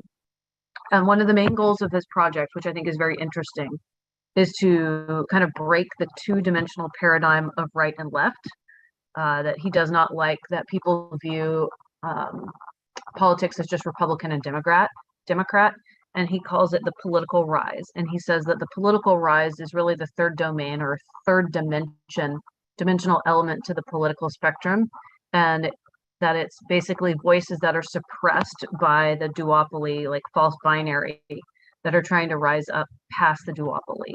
And that sort of is like the real like 3D view of the political sphere, the political world in the United States. So he says that together we all rise and we create a new political domain. So that's what he wants us to be a part of. I've been invited to be a speaker at the event in Austin, Texas. They are going to give us free tickets and discounted tickets to attend because it does cost quite a bit to attend the event. It's like Freedom Fest. And they would like our help with promoting it. But for now, my motion is just that we become involved in it officially so that I can list us as involved instead of just myself. So that's where I'm at. That's my motion. Does anybody, I need a second. Second. Great. Okay. Any questions or further discussion? Okay, going once, going twice. If not, let's go to a vote. Mr. Benner, Yes. Mr. Blankenship, Yes. Mr. Bowen, Abstain. Mr. Duque, Yes. Mr. Eklund, Yes. Ms. Eiler,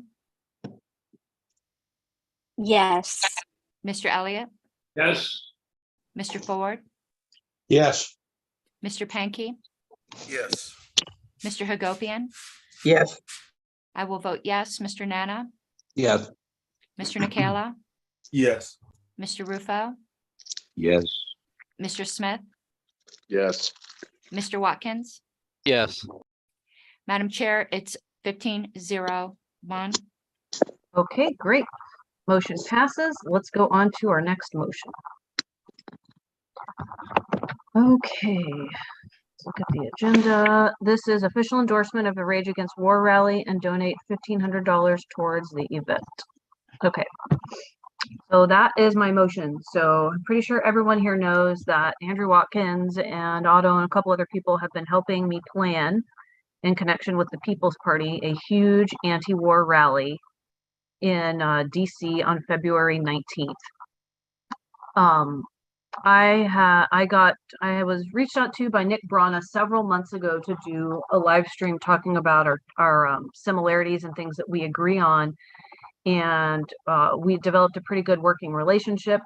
We agree a lot on ending wars abroad and foreign policy. I think we're almost 100% aligned. tiny little bit of disagreement on how far we'd go on nuclear disarmament. Pretty damn good. We agree on ending the drug war as well, and a handful of other things. Really good working relationship there. So he wanted to put together this big anti-war protest. Was like, what happened to the anti-war movement? They've been going really hard on opposing NATO and U.S. involvement in the war in Ukraine, which is great. So we have been working together. We were having weekly meetings to plan logistics. We got the website up. It's rageagainstwar.com.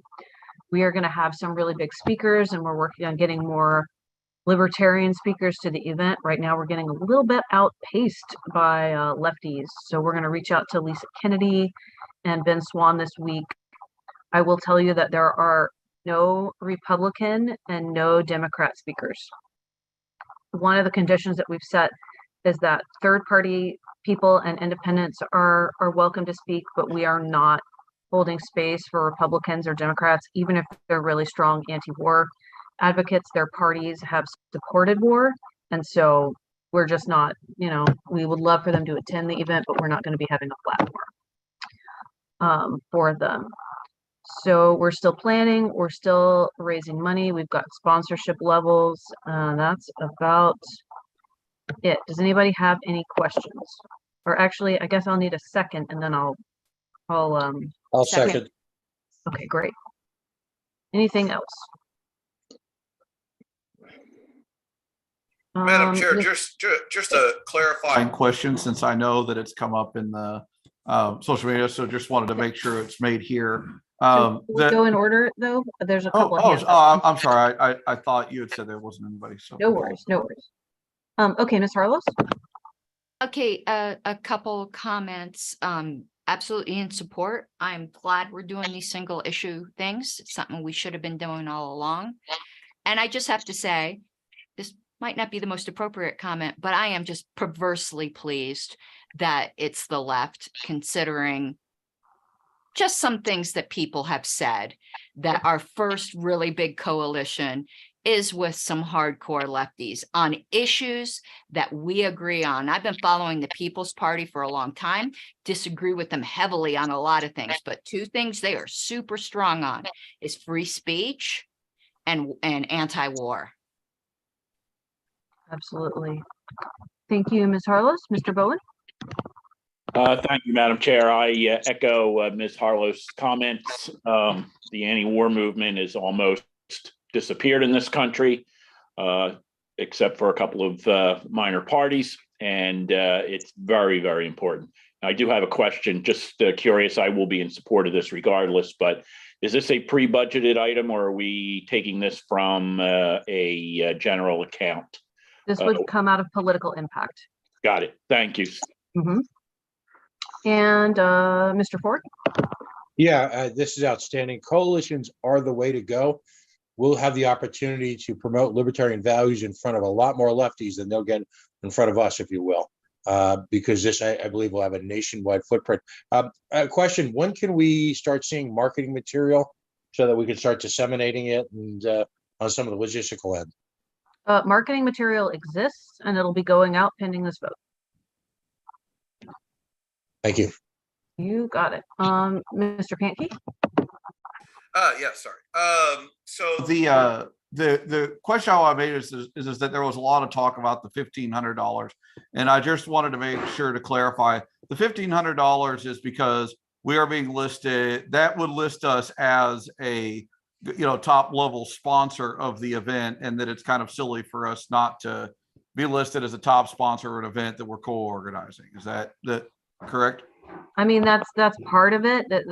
The People's Party is kicking in money, and I've done a lot of the work behind the scenes with Nick Brana, but they have done more than half of the work, and they're going to be kicking in more money, and they've already paid the fees. Like for example, I had to open the 501c4 account rapidly to get the money going for this thing so that we could put it somewhere, because neither of us were able to take votes and have the money coming from our respective political parties to pay for it.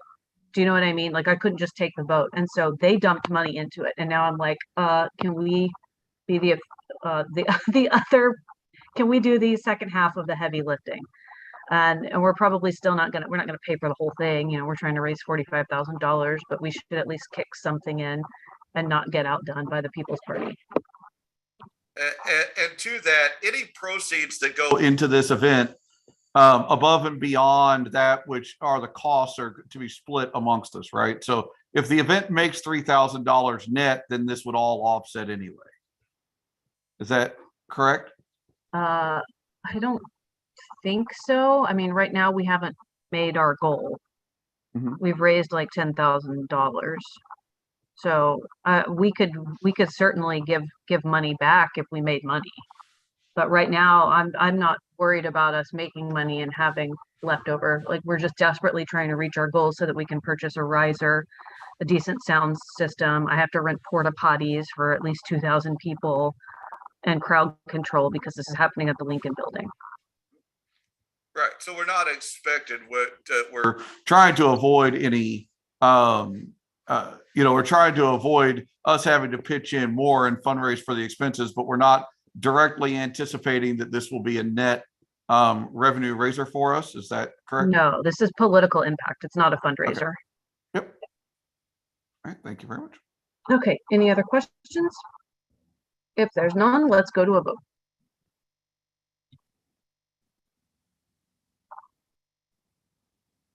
Mr. Benner, Hell yes. Mr. Blankenship, Slightly less enthusiastically, yes. Mr. Bowen, Definite yes. Mr. Duque, Yes. Mr. Eklund, Yes. Ms. Eiler, Yes. Mr. Elliott, Yes. Mr. Ford, Yes. Mr. Pankey, Yes. Mr. Hagopian. Yes. I will vote yes. Mr. Nana, Yes. Mr. Nikela, Yes. Mr. Rufo, Yes. Mr. Smith, Yes. Mr. Watkins. Yeah. 1600, Madam Chair. Okay, I will vote yes to make it unanimous. All right, 1700. there we go. The motion passes. I believe we have one thing left on our agenda. Who wants to Madam, make it? Yes. I would move to adjourn and go to the executive committee meeting. Okay, great. Let's, Second. there we go. Got a second. Okay, any objections to adjournment? Okay, going once, going twice. We are adjourned at 11:23 p.m. We're gonna jump into executive session now, so I think that everyone who is on the LNC, you can stay on. Our executive director can stay on. We're gonna take like a 2 minutes for a bathroom break, and then the secretary and I are going to very gently, very kindly remove other people if they're still lingering. Sound good? Madam Chair, just for benefit of the onlookers, we don't anticipate any motions further for the night. The rest That's is just correct. discussion. Thank you. Discussion only, no motions have been noticed. And we're going into executive committee. Once the executive committee comes to order, you're anticipating that? Yes, we'll go right into executive session. Thank you. Thank you.